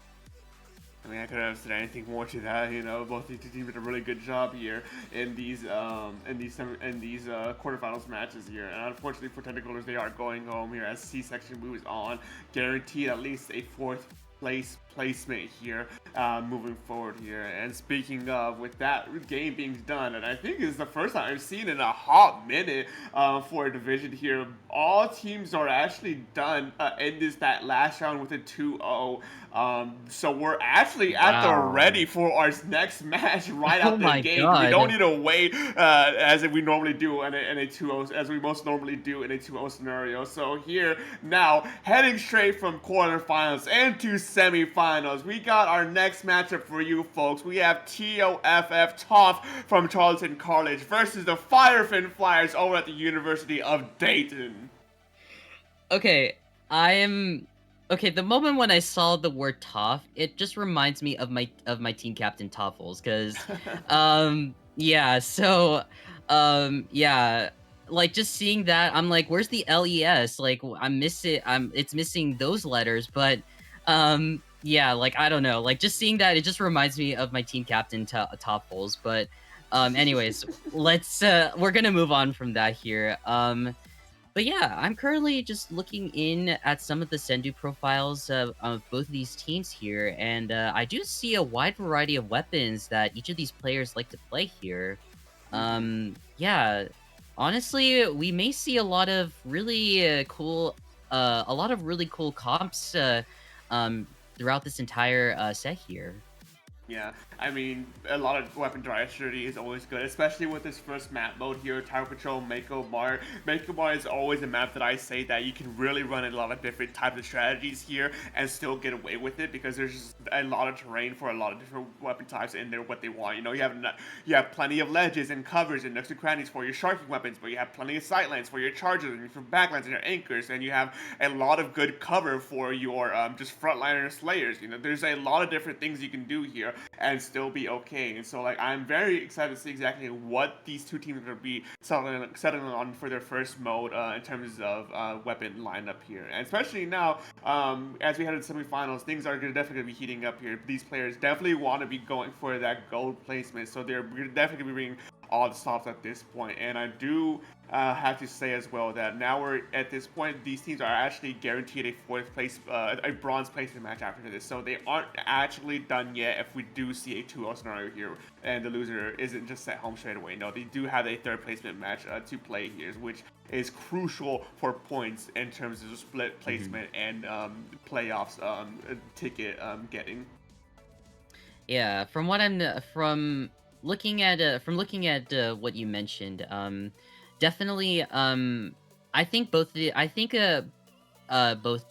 and the Firefin Flyers, as well as C-Section and Shrimple as that, might be feeling pretty good in making it to semifinals. I feel like, even though, like, you know, the main goal is to get first place in finals, honestly, making it in the top 4 is still really good here. But anyways, folks, we are going to get game number 1 started here, and like I anticipated, I am seeing a wide variety of weapons here in both these teams. Yeah, a very lovely lineup between these two teams. And Wellspring being the standout from both sides. Not a weapon you see a lot, as well as the new Octobrush. That's definitely an interesting thing to keep an eye on. As out of the gate, Firefin Flyers is going swinging, but T.O.F.F. not wanting to let it go just yet. Both these two teams are playing a relatively neutral game right here, trying to see who can get their first real advantage over the other. Yeah, and so far, things are still kept at neutral here. We see the hammer being thrown at by the Wellstring here. We see one member going down on the side of Firefin Flyers, and I might have a feeling that we may see a potential push coming in. But the members of I believe the Firefin Flyers are just trying to stall it out by throwing a couple of their specials, and we see the Wavebreaker, and we see the Tri-Strikes being ready, like about to be ready to use. Yeah, I mean, it's just a constant special rotation here for these teams to desperately try and get the first real advantage here. T.O.F.F. being able to get the first true points on the scoreboard so they can at least secure some semblance of a lead here. Moving past that first checkpoint, though, is very crucial for their game plan here, especially with that big bubbler being used there, and was literally about to mention that it could definitely get them even more points here. Now T.O.F.F. extending the lead even further with a huge win on their side. Yeah, that is very crucial to use Bubbler, especially on the first checkpoint, because, you know, looking at the comp that Firefin Flyers are running, it is going to be they are a nuisance. They seem to be running a nuisance comp and just slowing down the push here. But thanks to Hen here with the decap in the bubble, like they were able to help the team get past the first checkpoint. And now things are kind of looking neutral again. But as I say, that 2 members of the Firefin Flyers are going down, and T.O.F.F is again trying to keep the push going. Yeah, I mean, as if you really look at their comps, the Firefin Flyers need a little bit more setup. They want to try and get things going, while T.O.F.F can just keep some momentum going without too many issues here. And they're just not slowing down right now. As we see Kraken Royale being popped through here to disperse Firefin Flyers, force them back even further, clearing the headway for this tower to get past that second checkpoint, heading to this third checkpoint. T.O.F.F not wanting to let this go just yet. They're looking to try and keep this momentum going in their favor. Firefin Flyers, they're definitely trying to drown here. And from this yellow ink, as they keep going down one by one by one. Oh. Unfortunately for them, though, they are able to recover it. But Oreo Kid is still alive, but they choose to narrowly escape. Unfortunately, not being able to get away with their lives. Such a clutch play coming in from the Firefin Flyers. Now they all gotta do is try to retake control of mid, and we see the strikes popped out. I think that might be a little bit too early for tri-strikes, I might assume, but I don't know. What do you think about that? I don't know right now. It's a bit of a stalemate still. Specials could be used to try and at least keep the status quo, or try and see if they can maybe flip here. Specials aren't really something that I don't think these teams are worried about at this moment right now, considering they can beat those really fast. I'd be a lot more concerned if the bubbler was used early and not a lot of value is getting out of it, considering how slow it is for the blaster to get it. But it seems that it doesn't matter at the end of the game, because that blaster does unfortunately go down to the Autobahn, meaning that T.O.F.F, seeing the player advantage on this side, are now looking to try and get another push going yet again. One thing that I learned in Makamart is that when trying to go for the first checkpoint, oh wow, oh my god.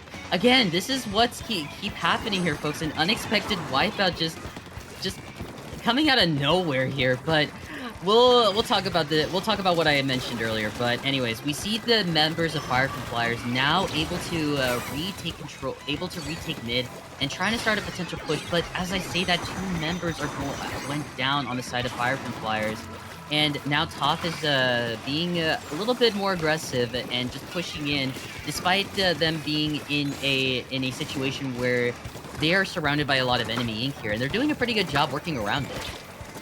Yeah, I mean, that's the advantage that T.O.F.F has over Firefin Flyers with their weapon lineup. They have a lot more consistent paint solely because Firefin Flyers has a blaster and T.O.F.F does not. Octojesters isn't the best painting weapon in the world, but it paints a lot more better than the blaster does. You have a T.Tech as well on your side, but Captain also paints decently well, so it's going to be a bit of a paint differential right here from these 2 teams in favor of T.O.F.F. I think just can keep the constant area control, constant pressure in their favor. And now with 3 down from Firefin Flyers, I do believe that T.O.F.F are looking to try and just secure this game here, not wanting to overextend, not wanting to be too far forward. Popping the Kraken Roller and the Bubbler here to secure this victory. There's not much that Firefin Flyers can do if they didn't have tri-strikes at the ready.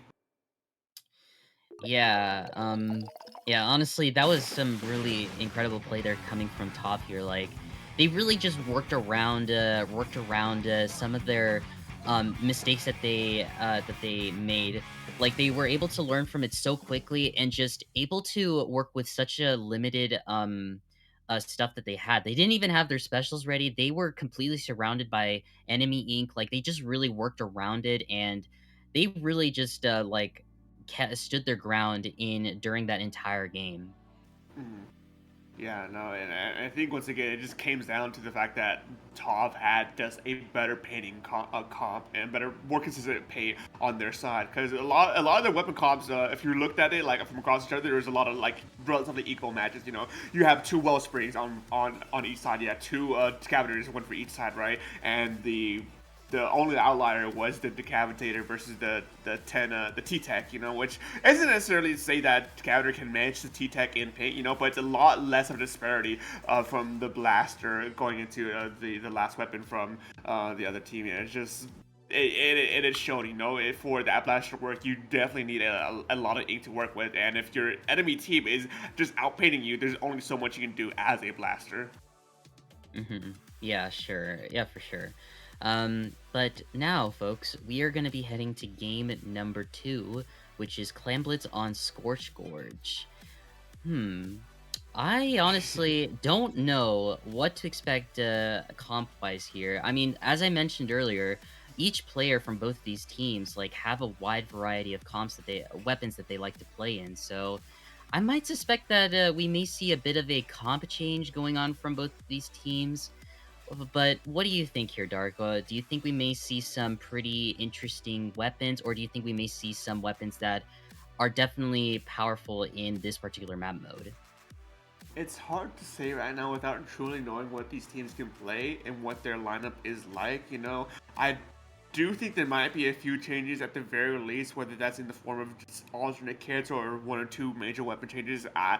We'll have to wait and see on that end, right? But I do think that the Firefin Flyers may want to try in a different approach, because Calamity Scorch Gorge is a wholly different beast than Tower Control Mako Mart, because you don't really have some of the same luxuries as you did in the last map. You know, there is a lot more open areas, so you got to be very much more mindful of those backline weapons. Like for example, the Wellspring can actually be a lot more devastating here if you truly know the range of your weapon and you can use it to its proper specification. You know? So I think these teams definitely need to be keeping that in mind. But the one thing I also got to say here is that with this map mode specifically, that you got to keep in mind moving forward is that the ramps leading up to those Power Clam baskets are crucial for control. You know, you need to make sure you have a good hold of that, either as the attacker or the defender, before you can get any points. And whoever controls their each individual ramp the best, ultimately, is to be the one who comes out on top here. Yeah, a lot of these things to keep in mind here. And another thing I want to point out is the bridge. Backliners and supports need to keep in mind of any flankers that take bridge. We see, from what I've noticed, like a lot of the aggressive slayers, like the Brush and the Decav, they were able to like do a lot of flanks in Mako Towers. So there probably will be doing a lot of that in Scorch Clams, I might assume. But I don't know. From what I can tell, we may see some comp changes as we've mentioned earlier here, folks. So we'll have to find out soon enough. Yeah, no, as we're still patiently waiting, I want to take a second to remind everyone once again that we are still a best of 3 scenario, folks. So T.O.F.F being up 1 game means that they're just 1 game closer to being able to take a chance at that gold placement here in Division 4 bracket for our 4th qualifier here. And unfortunately, Fireflies will be sent home at this point. They still would have their 3rd place match to go up against and play against, depending on whoever loses in the other side of the bracket here currently, which I do believe, I can take a quick gander here, whoever loses from C section versus Shrimple as that, you know, the loser will face the loser of this set, and we'll see who will get the 3rd placement match here. But no, that being said and done, we're kicking off our 2nd game of the set. Match point for T.O.F.F, and we do see just only one change here, folks, and that's going to be the Rust Wiper coming out. I definitely can see the Rust Wiper, especially, you know, curling bomb can help out in a few niche cases, and not to mention Zuka, the most controversial special from what I've heard, according to many Zuka enthusiasts and Zuka haters out there. But anyway, so far things are looking pretty neutral here. 2 members from Firefin Flyers go down, but they are able to get back here pretty soon.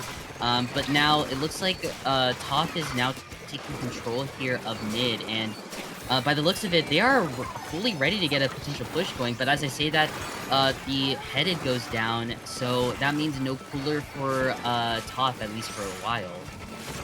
A bit of a stolen from both sides. There was a good push looking for T.O.F.F there, but unfortunately it was shut down. Firefin Flyers holding ramp as well as they did. They're forcing them back a bit. Now they're looking to potentially get gold in the offensive here, especially with specials online for them. You know, we can potentially see something huge here if we can play it right. But no, it's still a bit of a stalemate. Both these two teams just playing a constant game of footsies, poking each other out, feeling each other out, see who's going to be the one to fall and fracture first. Yeah, and right now here, Yes, again, things are still looking pretty neutral. We see the Octobus trying to do a flank attempt, and what the heck? Is it just me, or did we just witness a triple by the hammer? Yeah, that was something else there. As Firefin Flyers, unfortunately, it's just, I don't know what happened there, but I guess things didn't matter at the end. Oh my It's still a bit God. of a stalemate, but a huge throw here from Masheton as they're looking to try and potentially get their team growing here. Another huge pick as they just utterly take control of this ramp.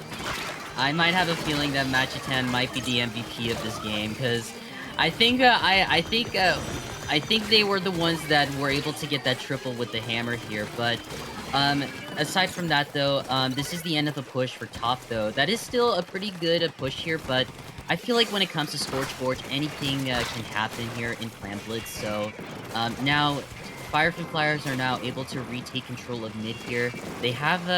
They pretty much have all of the specials ready, and are we gonna see a flank attempt coming in from the Rust Wiper? I assume. I think they want to get Azuka out ready before go. I think that was honestly a pretty good play there, especially since this would enable the players to push him. But as I say that, the push is gonna get shut down by T.O.F.F.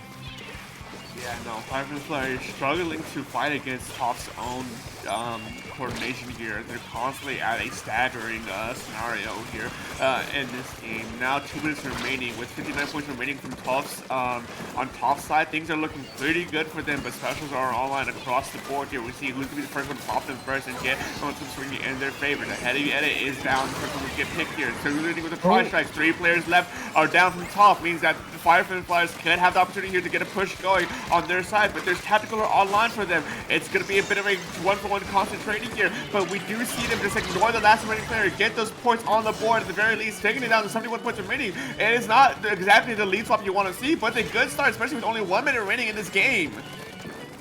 Yeah, this is definitely going to be a little bit more. Things are definitely start to get more intense here, especially as you mentioned. Like, we are almost a minute remaining here, folks. From what I've noticed here, I feel like Firefin Flyers need to work something around it, or need to work something around with what T.O.F.F has been doing to them. Like, we see a couple of members just rushing past the basket and trying to make sure to not let any of the Firefin Flyers from going in. What a crazy double there coming in from CBC. And now things are again going back to neutral here, folks. And all they gotta do is all Firefin Flyers gotta do is to really try to get all the specials ready, and even trying to get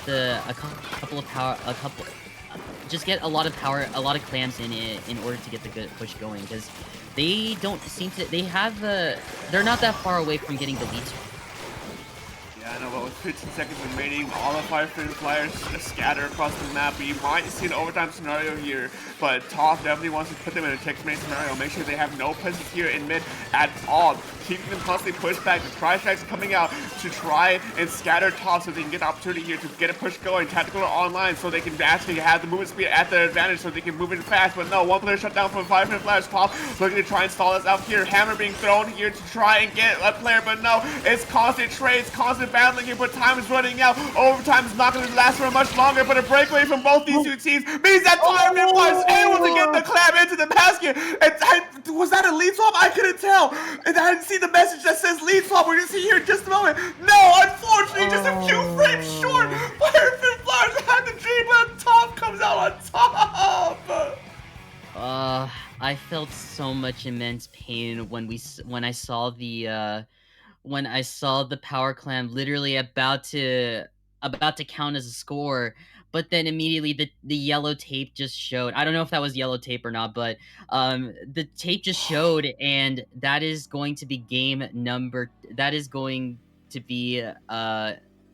2 for T.O.F.F here, and able to win semis.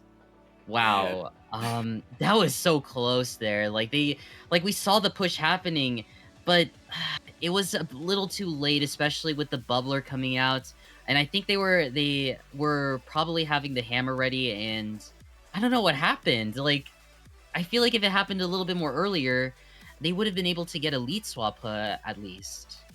I think it truly was just a matter of just being just a few frames too short to take that. Because the first Power Clam actually did go in, and the Power Clam basket was opened up at the end there. But unfortunately, I think due to the timing and the order of operation of the things, it was just literally frames after the time was called, and so they unfortunately were not given the opportunity to try and win an overtime scenario there. And I gotta look back to see what the point differential actually was, to see if it was even possible to just shotgun the remainder of that points there. But the attempt was there at the very least. Firefin Flyers were so close to greatness, but unfortunately couldn't close it out here. And now 2-0 from T.O.F.F means that they're moving on to grand finals, while Firefin Flyers not going home just yet, do have to play their third place placement match.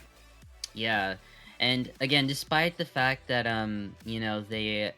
despite the fact that Firefin Flyers lost semis, they still have another opportunity to get as many points as they can in order to successfully make it into the top cut of finals. So keep up that pressure going, and yeah, but we're heading into finals here, Dark, and this is going to be a best of 5 now. Yeah, no, now heading into finals, Division 4 here, folks. We're going to seeing exactly who's going to be coming out on top here. As we'll be looking as our finalists here, T.O.F.F, we had just seen them go 2-0 against Firefin Flyers here. But on the other side of the bracket here, Shrimple as that has been doing their work and has absolutely done the work to take it this far at the very least. Now in a best of 5, looking at Shrimple as that previous record, it's gonna, yeah, you see 2-0, 2-0, 2-0. They're definitely a bracket demon on the other side, folks. So now I am very much eager to see exactly how these two teams will be facing off here in grand finals. Kicking things off with Splat Zone's Urchin Underpass.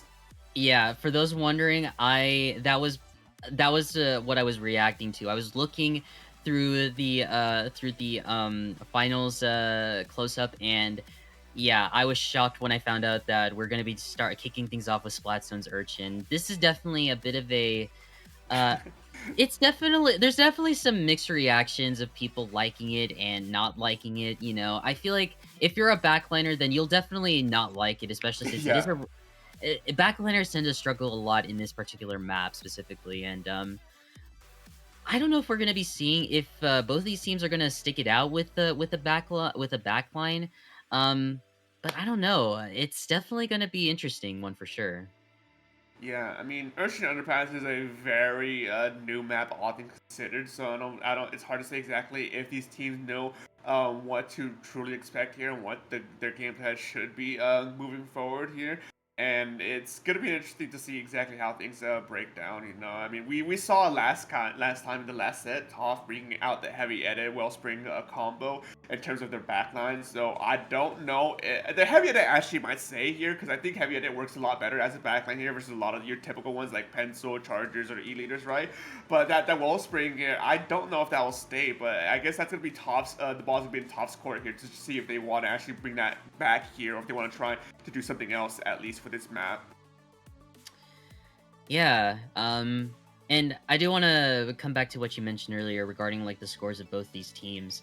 From what I'm assuming, like these two teams, they're just hungry in getting that first place. Like, I can sense a bit of some I can sense some energy happening. Like I don't know about you, but I'm starting to feel some sort of energy flowing through my body that these two teams are just so hungry in getting that first place. Mm-hmm.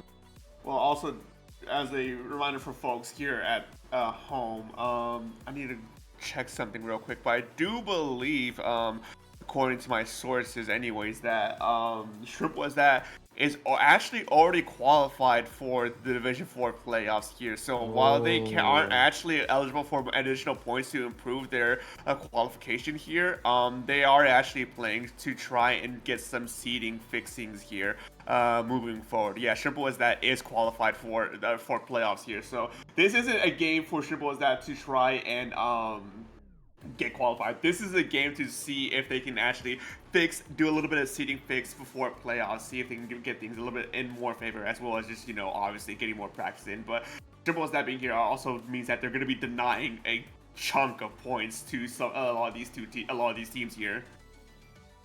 Certainly, like, definitely, this is definitely up to T.O.F.F. Like, they really need to try to take out the, they really are gonna have to, like, work something around, try to figure out some new strats that they gotta come up with in order to take out the eligible team. Shrimple is that, and yeah, bear with us in just a moment here, folks, as we are getting things set up in just a moment here.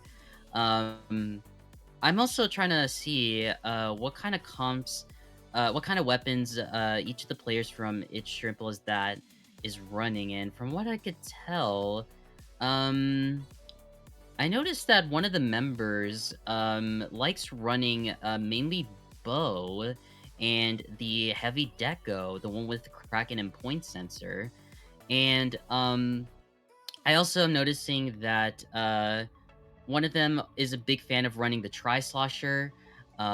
So I don't know. We may see a couple of interesting weapon picks that we don't typically tend to see often in competitive Splatoon. Yeah, I mean, ooh, when my throat go there. It definitely is an interesting weapon lineup here, as we're seeing here from both these two teams. We already had an idea what T.O.F.F. brings here, but aggressively looking at Shrimple's what they typically bring here. A few like outliers for me is that the eggs typically plays like a lot of different support-ish weapons, you know. NZAP's being the crucial ones here, and NZAP might actually be a pick here because I don't think anyone else has a cooler on their side for Shrimple's so we could see the NZAP here. T.O.F.F. coming out here with the weapon lineup that we've known for, but wow, not only do we see a backline with charge, but we also see Tri-Shoot as well. A double backline here? That's an interesting take. Okay, a very bold move here, and we see the Carbon Roller able to get a pick on the decaf here, and now they're just sharking on the wall. Are they gonna get another pick? They are able to get the headed, a massive pick there, and now they are able to get the Octobrush, and they are just on a rampage. Yeah, a good opening from Shrimple was that to get things under control. Running away with these points now. They're going to try and lock out T.O.F.F. as best they can. I don't know how easy it is to lock anyone out here since there is so many routes and this map is big enough that you can just easily avoid any lockouts like that. As we see here, T.O.F.F. choosing to scatter about and taking a more wide-pronged approach against Shrimple as that. But it is unfortunately not going that well in their favor. They're still running away with these points. 50 points remaining for Shrimple as that. T.O.F.F. on now barely able to actually take control of the zone here and get those kind of points to Shrimple as that. Yeah, what a good retake coming in from T.O.F.F. here, and now they are trying to get rid of the arrow spray with the burst bomb in the screen here, but we see the specials being thrown at them, and now Shrimple is able to retake the zone and about to do another push again. And are we going to see the Carbon able to get another pick here? Unfortunately, they get shut down by the decaf. What a massive shutdown for coming from Head. Yeah, I mean, it takes away a lot of their fighting power here from Shrimple as that. T.O.F.F. now moving in to being able to contest the zone, hit the flip, and immediately move forward to see if they can get these additional picks after that. Bubbler being used to at least hold their ground at the very least in case anything goes wrong on their side. Hand going in on the deep end, unfortunately whipping a potential pick there as well, causing Shrimple to back up a bit, not allowing them any sights of the zone here. But Inkjet is being used here. The charger is set up here, but unfortunately for T.O.F.F., Shrimple is able to come and out of nowhere flip the zone and just collapse on the remaining members of T.O.F.F. Yeah, and now we see Shrimple is that able just retaking again the zone here, and now trying to do another potential push here, and able to take out not two but three members from the side of T.O.F.F. here. T.O.F.F. is definitely going to have to figure out some sort of. Ooh. Oh my god! That is quite an impressive dodge there coming in from the Carbon. They just dodged the hammer and immediately just whack it from behind. Like, what an incredible play here. But we see that the members of T.O.F.F. are just stalling it out here and able to secure game number 1. Oh man, a huge opening on their side to really set the tempo and the mood for them as well. Shrimple was that came out roaring, getting a huge lead on the first half, and then able to close it out after that. T.O.F.F not being able to keep up with the speed and the aggression that Shrimple was employing, and unfortunately was struggling for a decent chunk of that. But now, folks, we are, instead of sitting through a best of 3, we're now in a best of 5, so there is a little bit more wiggle room for T.O.F.F to be able to be like, okay, this is not working, let's try something else, let's see if we can try and figure this matchup out, because previously beforehand, that first game going for Shrimple was that, it would have been like, okay, this is your last chance to go, but no. Fortunately for T.O.F.F, this isn't their last chance. They actually have 2 more games at the very least to get things set right.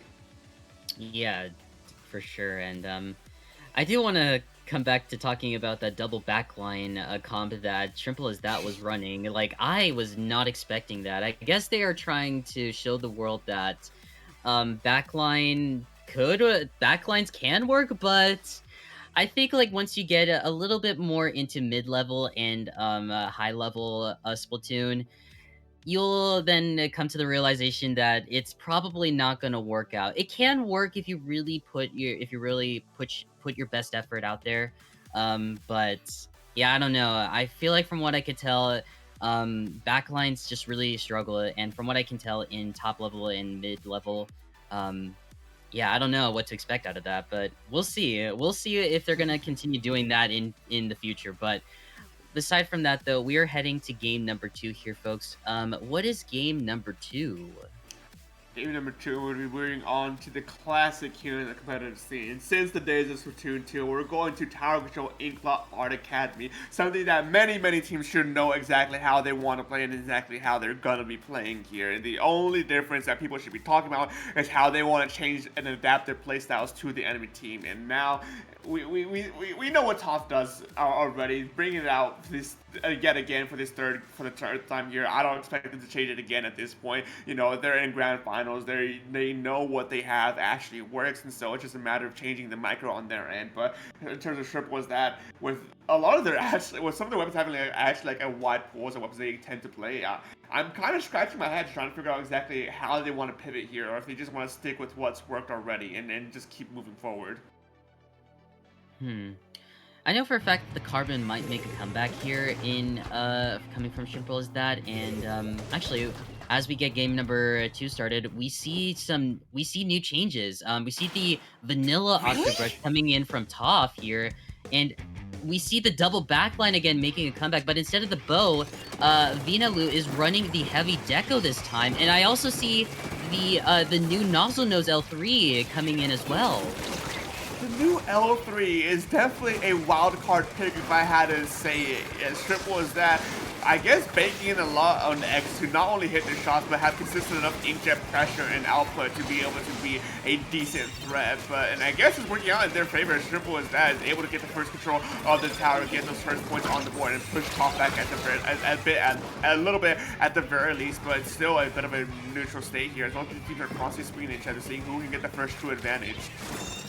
Yeah, and we do see that Shrimple as that is now able to try to get the tower pushing, but we see that there's no one riding tower here. I think there probably was some unexpected surprises coming from T.O.F.F here, but Shrimple as that was able to clean up any of the members that dropped in mid here, and now I think we can see a now potential push here, but oh my god, here, I do notice that the heavy deco did get shut down by one of the members from Shrimple by T.O.F.F here, and now this the decap here is just trying to really take as much cover as they can in order to survive from any of the backlines here. They did a pretty good job until they got shut down by Vinalu's heavy deco. Yeah, I mean, all these considered, it's still a relatively even game between these two folks here. I mean, it's going to be a hard thing to try and break through from either team, but with 3 going down from T.O.F.F, Shrimple is going to be able to get the first huge O-swing on their side, camping the recall from T.O.F.F. Now, breaking through this first checkpoint with relatively ease. There's one player flanking on the side of T.O.F.F. I don't know how they managed to miss that, but I guess they did here. As Shrimple is that, their push is stalled a bit here past this first checkpoint as the tower returns back to mid. Yeah, I think the reason why Shrimple is that are really struggling to push up a little bit is because I think with this I think when it comes to tower control, it is definitely going to be really hard because the backlines have to push up a little bit. Like they have good defense, but their offense is a little bit shaky from what I could tell. And also they got to really deal with the well string coming in and the heavy as well coming from top. Yeah, it's a bit of a hard edge to crack here, but it could be. We see at least something coming out here as teams are starting to use their spells to try and fix these fights here. Kraken comes out, gets one, but unfortunately does not find another one. It's constant back and forth between these two teams right now. Big Butler being popped on the tower to try and sneak away some points, though it is shut down. And once again, T.O.F.F is 3 down. Tri-Strikes, I don't think that was a good time to use Tri-Strikes there. They're not going to have them ready for this incoming push here, as T.O.F.F was pretty much practically wiped out there. But I guess it doesn't matter at the end of the day because T.O.F.F is still looking to try and re-engage here. And Shrimple that isn't just pushing the tower for some reason. Yeah, like from what I could tell, they've just been like really holding mid and not even like bothering in pushing the tower. Like they've tried to attempting it, but I think what they're trying to do is to really take out both the Wellstring and the head here. And by the looks of it, it's working out for them as they both go down here. And I think we may see another potential push here, but I think from what I could tell, they are trying to push up, but I think they got a little too distracted by, I believe, the Octobrush just staying in on trees over there on the left side. Yeah, I mean, it's hard to say exactly what's going through these players' minds here, but we do see that Shrimple is still looking to try to get momentum in their favor with the top, with the Octobrush and the Zipcaster going in. Gets one, gets two actually before going down to our 1-1 trade at the end there. And now it's a bit of a lopsided match. T.O.F.F now going to be able to get the first points on the board here to use that bubbler to extend that point, or close it into this point difference right now. As they're going through this first checkpoint, 3 down once again. Triple as that is not letting T.O.F.F go without a fight. And with only 30 seconds remaining, I don't think there's going to be another opportunity for T.O.F.F to be able to push that lead here unless they get a wipeout. Yeah, they really have to try to figure out what to do in order to get that wipeout here. We do see the Wellstring able to take out the heavy Deco. And now the Decav is going to try to push up a little bit, maybe try to get the Firefin sniper there on stacks here. But unfortunately, I think they weren't able to get it as they kind of got a little too distracted by something else. And now I do see that the members are trying to push up here, but unfortunately, though, the Carbon was able to sneak in from the flank here and able to stop the push and allowing Shrimple as that to secure game number 2. Yeah, game number 2 now on their side. T.O.F.F is looking at an unfortunate scenario, going down 2 games against Triple as that means that they're just 1 game away from losing that first place placement here and getting that big stack of 100 points in their favor. Unfortunately, not being able to get that could be a huge swing for later on down in this split or not. There's only time to tell on that end, but this is a dangerous scenario to be in here. Yeah, honestly though, like I'm just kind of looking back at this particular at Tower Inkblot, and yeah, there really wasn't like a whole lot going on. It just felt like just a stalemate from what I could tell. Like there was no pushes. It was just mainly like a fight for the first checkpoint and a little bit past that as well. Like no pushes happening, no one taking control of bats, and it's probably because of these two teams running like well, T.O.F.F was running two pseudo backlines, I might assume, and we see Shrimple as that running 2 backlines, and yeah, it's just really up to the teams to try to get like a couple of players out in order to get the push going and securing that lead and everything. So we'll probably see it, but I think with that out of the way, I think we're going to see a bit of a change here as we get to game number 3 here. What is game number 3 right now, Dark? Game number 3 to potentially finish this off for Shrimple was that, or try and stay alive for another game and another game after that for T.O.F.F, we're going to be seeing Clam Blitz, Barnacle, and Dime. If it wasn't a big stalemate beforehand, we're going to be seeing an even bigger stalemate here on this map mode specifically. It's wide, it's open, there's not a lot of cover, so you got to be very mindful on your positioning, on your special usage, on where the enemy is and whatnot to really try and make the best of this map, because it's so easy to get a wipeout here, lock out your opponents, and uh-oh, that's 100-0 just like that. I think both these two teams have to be very mindful of that heading to this game number 3. Yeah, definitely. With like you said, like all of these open spaces here in Barnacle zones here, I, from what I can tell, I might assume that both these teams will probably be sticking with what they have. I don't expect to see any more comp changes. Maybe coming from maybe for Shrimple is that maybe the boat might be coming. The boat might be returning again. I think the L3. I think they might be switching. I think if they're going to be running the jet boat, I think they'll be switching it out with the The L3 might be switching to another support shooter weapon.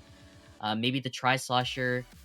I don't know. Like I think Shrimple is that have a lot of options that they want to work here. Yeah, I mean, I guess that's to their advantage here with how they play, and we're seeing exactly what they want to bring here. Nope, they're actually doubling down on the back line, bringing yet another back line here, putting it all for this L3 player to be your frontline slayer, or at least area controller here, as both these teams usually make a breakaway here to see who can get this first control in there, who can get this first control of just the objective here. Yeah, and as of now, though, things are looking pretty neutral, as we've talked about before. Yeah, so the DCAP was able to take out the L3 here, but unfortunately, though, gets taken out by the Wellstring, I believe, and we see another... man, so many players are just going down one by one here. And we see the Wellstring using the hammer now, and able to get a double there, absolutely huge here, but... From what I could tell here, I don't know if what the comp Shrimple is that is running, this is definitely going to be a bit of a struggle for them. Like, they obviously have a really great defense, but what about their offense? That's the big question. Yeah, I don't know. I mean, I guess what they want to try and do is just slowly push T.O.F.F back bit by bit until they're eventually at the plan basket. But the thing is with T.O.F.F is that they have a little bit more frontlining fighting power, that once your L3 is down, you're just kind of forced to back up regardless. But I guess you have more than enough range to dissuade any player from T.O.F.F from being able to try fully dive you unless you have a Zipcaster at the ready or you have your displacer specials at the ready. But Hen somehow is on the back line, gets one, unfortunately getting shut down here as Shrimple is now forced to back up, turn around, and T.O.F.F now wanting to try and push forward here, take control of mid and stop Shrimple is from getting set up. Yeah, and we see the jet coming in from X here, and the hammer was going to be thrown at them, but they were able to survive it, survive all of that.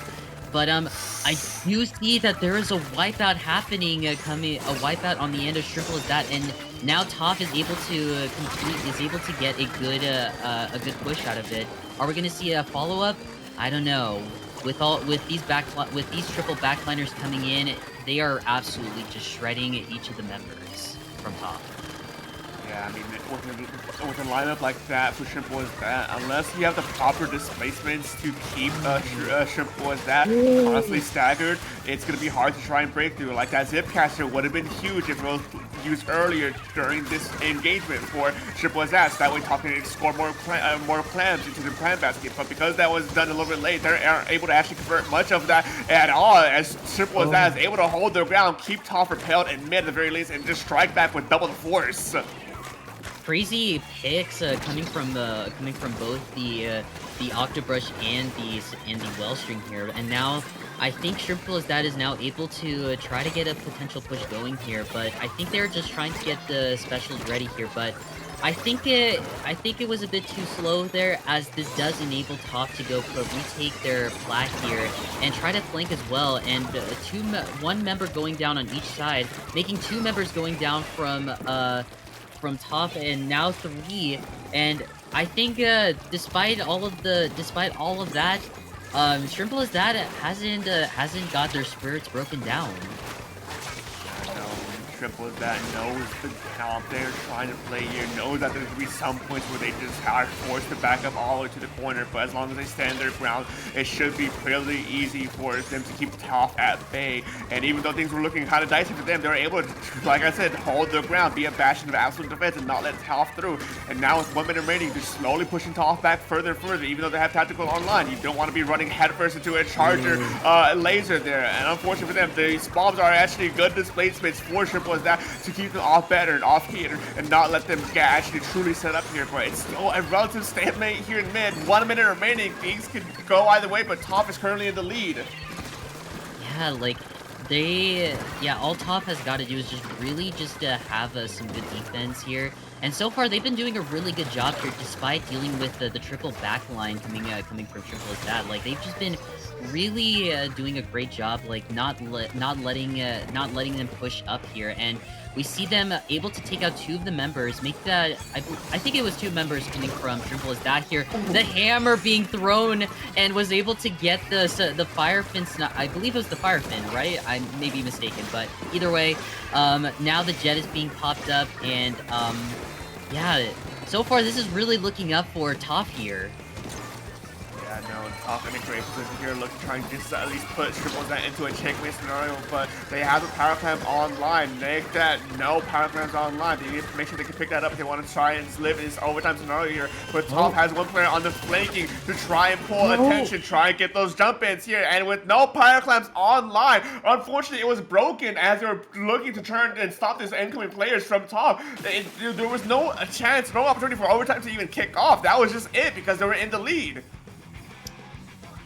Yeah, again, really great job for T.O.F.F here. Like they were analyzing like what to do in the situation, since they had to face against a triple backline, and because that some of the Slayers really struggled to push up with the triple backline, they were able to do a lot of the things that a Slayer should do. Take as much cover as they can. They also were sharking as well, especially the decaf and the Octobrush. Like they were taking so much cover and just sharking and giving the element of surprise to the backlines of Shrimple as that. And I don't know, like I think from what I could tell, I think Shrimple as that is probably saying to themselves, okay, maybe triple backline is not the smartest idea. We should probably just stick with two backlines, maybe even one. Well, I think they're probably gonna stick with double backline, as I could tell.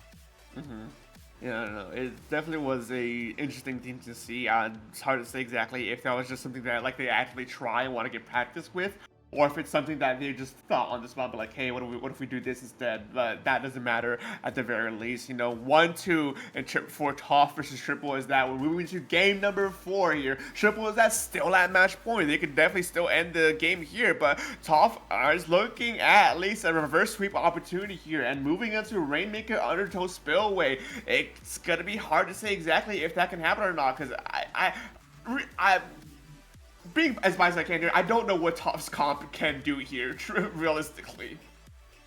I mean, they have a well string, that's all I can say, and that's going to be really helpful for them in getting the pop, but Shrimple as that also runs a well string, and I think from what I could tell, I think T.O.F.F might have the advantage in getting the first pop, because I feel like when it comes to using a backline, like obviously they can be able to get a good pop, but it does require a lot of time to build up the full charge in order to get it. And speaking of which, we are getting game number 3 started here, folks. I'm honestly hoping to see a game 5, but anyways, what do we see here? Any comp changes here, Dark? Well, the biggest change is Shrimple is that moving away from that triple backline, bringing out the carbon roller and the end zap once again here on their side. T.O.F.F making an explosive opening here in mid to get those very aggressive bullets here. A huge distraction from Hen being able to crash with Shrimple is that with a unfortunate flip there as T.O.F.F just wipes out Shrimple as that against this first right hand checkpoint, which should have been hard considering that they're running a double backline, but somehow they managed to get that wipeout and clear that checkpoint with ease.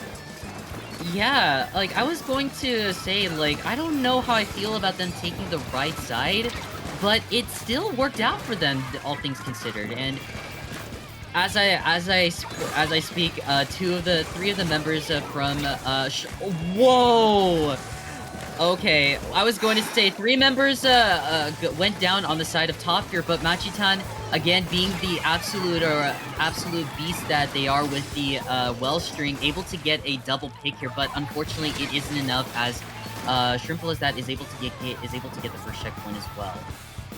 Yeah, the tides have evened out here, folks. The Shrimple was able to close the gap, get a 1-point differential between these two teams. T.O.F.F now looking to try and see how they want to strike back. As we did see Orion use the zip pass to try at least get a pick or two, cause some distraction from Shrimple as T.O.F.F was able to clean up that Rainmaker pedestal and get them pushed down. Now with the Rainmaker reset, a good, hugely timed suction bomb there causes Shrimple to lose a lot of momentum there as T.O.F.F just keeps it good holding a mid here.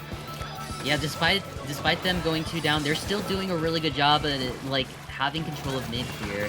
And we do see the members and we do see them about to start another push here, and I have a feeling that we may see another potential like push going on. There's no one there in the open. Like, this does allow T.O.F.F to get some pretty good lead here with only 14 remaining, and now it is up to Shrimple to try to flip the switch around by trying to work something around it. Yeah, I mean, right now, it's 14 points remaining in this map mode specifically is a very hard thing to try and contest there, considering how close that is to your Rainmaker pedestal and how deep it is into your base. I don't know how Shrimple can realistically do that, considering what's been going on in this game so far, but maybe they can try flipping the script here, moving into the second half of this game. But with 2 members down on each side, it's a bit of a stalemate once again here in mid. Both sides at a neutral playing field right now, looking to try to see who can get this first opening pick to get things swinging into their favor. Yeah, and things are going back to neutral again here, folks. We do see that the decaf is trying to take out a couple of the members from Shrimple's more specifically the backlines. Definitely the most crucial pick for the Slayers to go for, but with the members of Shrimple's just rushing in, they were able to get 2 members down here, and we see Cooler coming out from X here, and I don't know, I think we may see another potential push going in.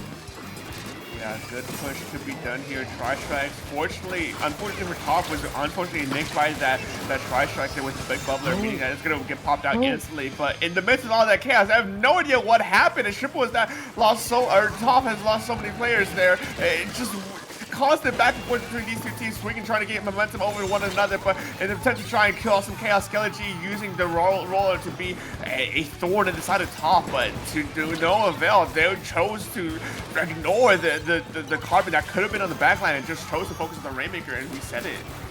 Yeah, from what I could tell, though, I feel like Shrimple definitely kind of fumbled their push there. Like, obviously, like, we did see the carbon pushing up, but it was only I believe one of the backliners that was near, and I think they were trying to wait for their team. But you gotta remember, though, because you gotta remember that T.O.F.F is spawning in, and they were able to retake control of the road to the final checkpoint here, but I think I think we see Shrimple trying to redo their push again. Redoing their push is good and all, but the thing is that Rainmaker's timer is lining up with that timer right there on top. 20-20 seconds rain. That could have been very devastating, but this pick against the Rainmaker actually could be the boon for Shrimple to reset the timer if we can get this picked up. But T.O.F.F, unfortunately, not wanting to let that happen. They're going to choose to pop that Rainmaker. Keep a close eye on that. Make sure no one can come in from out of nowhere to steal the Rainmaker away. And with the one player that could have actually have done it and pick up the Rainmaker once again, electing to just peel it back to as far back to the base as they can. Now we're sitting at 2-2 scenario for T.O.F.F, making a potential comeback reverse sweep scenario. This could be it, folks. T.O.F.F just one game away, as Shrimple had been sitting on that one game away scenario for the majority of this set.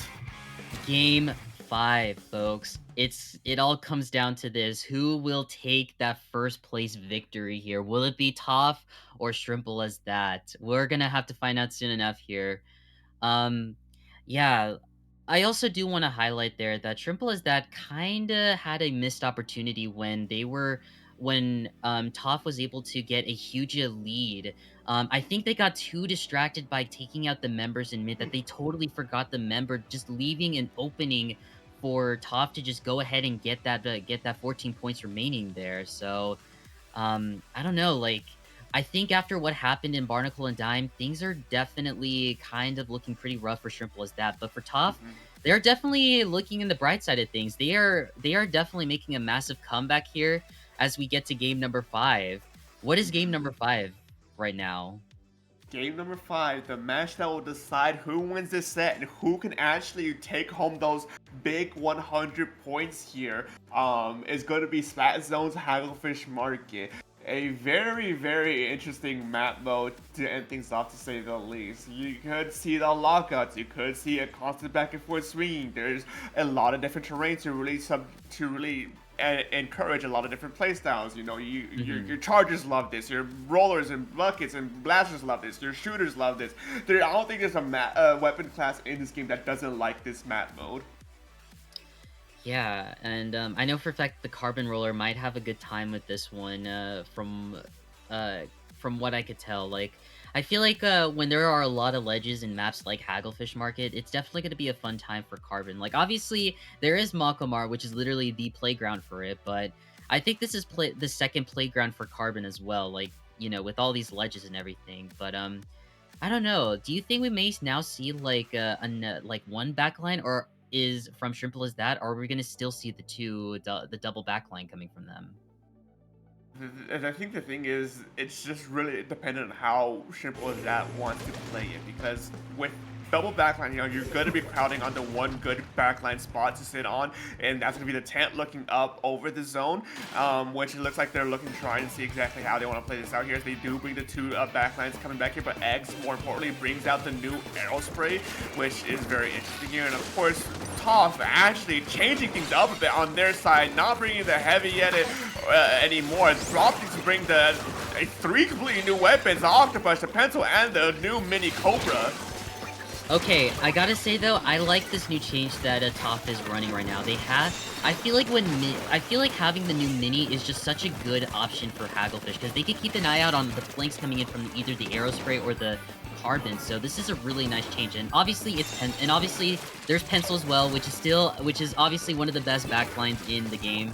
So I don't mind all of these comp changes at all here, but right now though, it seems like the Shrimple is able to take a lot of control here, and the Mini was able to take out the Carbon Roller, and now the switch, the zone has been flipped around and able to be under the control of T.O.F.F here. The thing that Shrimple wants to watch out for is that they need setup in order to actually do damage, and with an Inkzuka like that coming out from T.O.F.F, completely shuts down that attempt to try and contest these points there, and I'm pretty sure that's going to be at the cost of their lead as well. T.O.F.F playing it well here to keep Shrimple zoned out, keep them at bay, and I don't know how much longer they'll be able to keep control of the zone, but the damage has been done already. Yeah, I think, yeah, we now see that the Shrimple is able to try to retake the zone here, but things are looking stale. Finally, the zone is now in Shrimple favor, and now it is up to T.O.F.F to try to retake the zone and try to push up a little bit in front of the objective. One thing that people need to remember is that the key to winning in splat zones is to stay in front of the objective here, and we did see T.O.F.F trying to push up a little bit, but they kind of just stayed behind, like, closer to the zone. And this did enable Shrimple to retake the zone quite a lot here.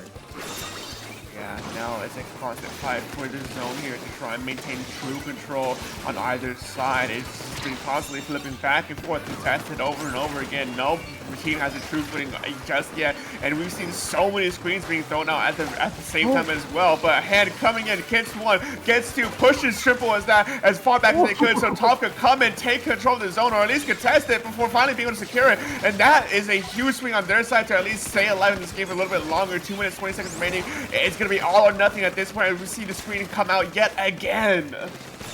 Yeah, and now we see the members of Shrimple trying to get a good push going here, but because that T.O.F.F has much more range, it's definitely been really hard for Shrimple to get picks, especially with a lot of the AoE being spammed at them. Yeah, no, it's very difficult task. As I mentioned, more Shrimple is that needs to actually get proper setup if they want to try being an aggressive nature here. And T.O.F.F looking to do as best, trying to deny that as best they can, but unfortunately, Shrimple's that's own was able to come in out of nowhere, cause some distraction for T.O.F.F, cause some picks and some just utter mayhem in the midst of all that chaos. But it's just constant back and forth with these specials, players dueling it out, Social's being thrown about. It's so hard to say exactly who's on top of it, but I guess it's Shrimple as that who comes out on top is there's only one player standing from T.O.F.F. Yeah, and also I want to point out that the penalty for them is almost up here, and T.O.F.F has to like figure out something in order to like really make sure to not let any of the members from pushing to make sure to not let any of the members from pushing up a little bit too more. But so far we do see things are going back to neutral here, and are we going to see a potential push coming in front of the objective? I believe we do. It's just only the two backlines really trying their hardest to stay put here, and now we see the members of the T.O.F.F just able to get a lot of good control here. All they got to do is just push up, and they are able to get a huge pick on a couple of the backlines. Very huge picks. That is a huge pick indeed. T.O.F.F being able to crack open Shrimple as that keep them off Ketter. The lead has been stolen. Zipcaster going on the back line, cancels out the inkjet, and 2 does go down for T.O.F.F, but Shrimple is that. They're looking to try and recover as best they can, but still not enough. It's still a contention here in mid. Henry, the last player standing from T.O.F.F, means that they're going to just try and back up at least for a little bit and see who's going to be coming, who's going to be dumb enough to engage a decapitated and a charger going down in that engagement, causing Shrimple is that to scatter about. They don't have the power just yet to be able to truly wipe out T.O.F.F, but T.O.F.F's been losing players one by one. We're gonna be going to overtime here, and it's gonna be T.O.F.F's game to lose here. Shrimple as that could potentially have a game set of match if they could hold on for much longer. But 2 players are down right now.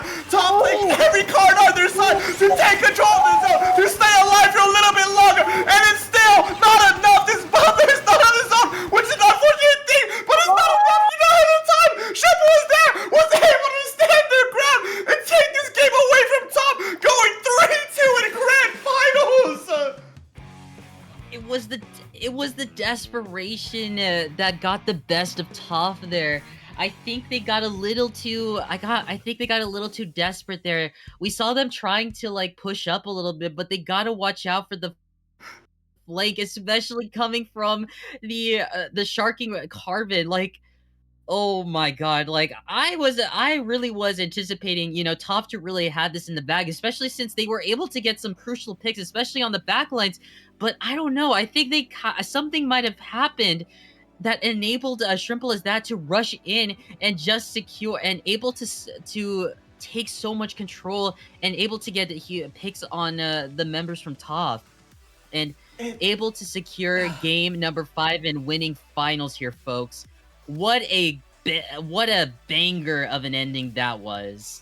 It was all odds stacked against T.O.F.F. They went 2 down early in the set and were able to fight tooth and nail to take these to a game 5, and we're so close to being able to take this game over Shrimple as that, who by the way is a team that's already qualified for the finals, for the playoffs in this season already via the split 1. So they don't need these points. They're only here for the practice, and they're only here to try and fix some seedings on their side to get a better favorable seeding later on the playoffs. They didn't need his 100 points, and the crucial thing here, folks, is that those 100 points are gone for the players who need them. There's no way for them to get that 100 points anymore. So T.O.F.F being the leading player who hasn't qualified yet here, those 100 points just gone like that. It's gonna cause something very interesting for the remainder of this season. But man, it was so close for T.O.F.F to be able to bring back the comeback of the century, to make sure they could be the ones to truly claim those 100 points. But it's sad that at the end of the day, they couldn't close it out there. No, I gotta say though, like that was absolutely amazing coming from T.O.F.F. Like they had some pretty incredible plays during this entire, final set. Like we've seen a little bit in the previous couple of rounds, but they definitely really proved themselves as to why they got here in the first place. Like that was honestly absolutely amazing coming from T.O.F.F. Like really great job to you, but to them. And I hope that you guys will get a shot in making it into the final top cut. Yeah, no, huge shout outs for T.O.F.F for doing what you did. Shrimple is that, congratulations on for your first place first place placement here on our qualifier number 4, and a quick shout out to the other a match that was actually happening concurrently with this one, the bronze placement for Division 4, our Division 4 qualifier number 4. We had Firefin Flyers and C section going at it against each other in the midst of this set here, and now we see it is Firefin Flyers who came out on top 3-0 over C section. So your top 3 for Division 4 for this qualifier event is Shrimple was at in first, T.O.F.F in second, and Firefin Flyers at third. So huge shout outs for what you all did today, and man, what a good showing that was. But unfortunately for us folks, that's gonna be the wrap on this block and the wrap of this stream. So Sib, anything else you want to add, say, or plug in as we close things out here?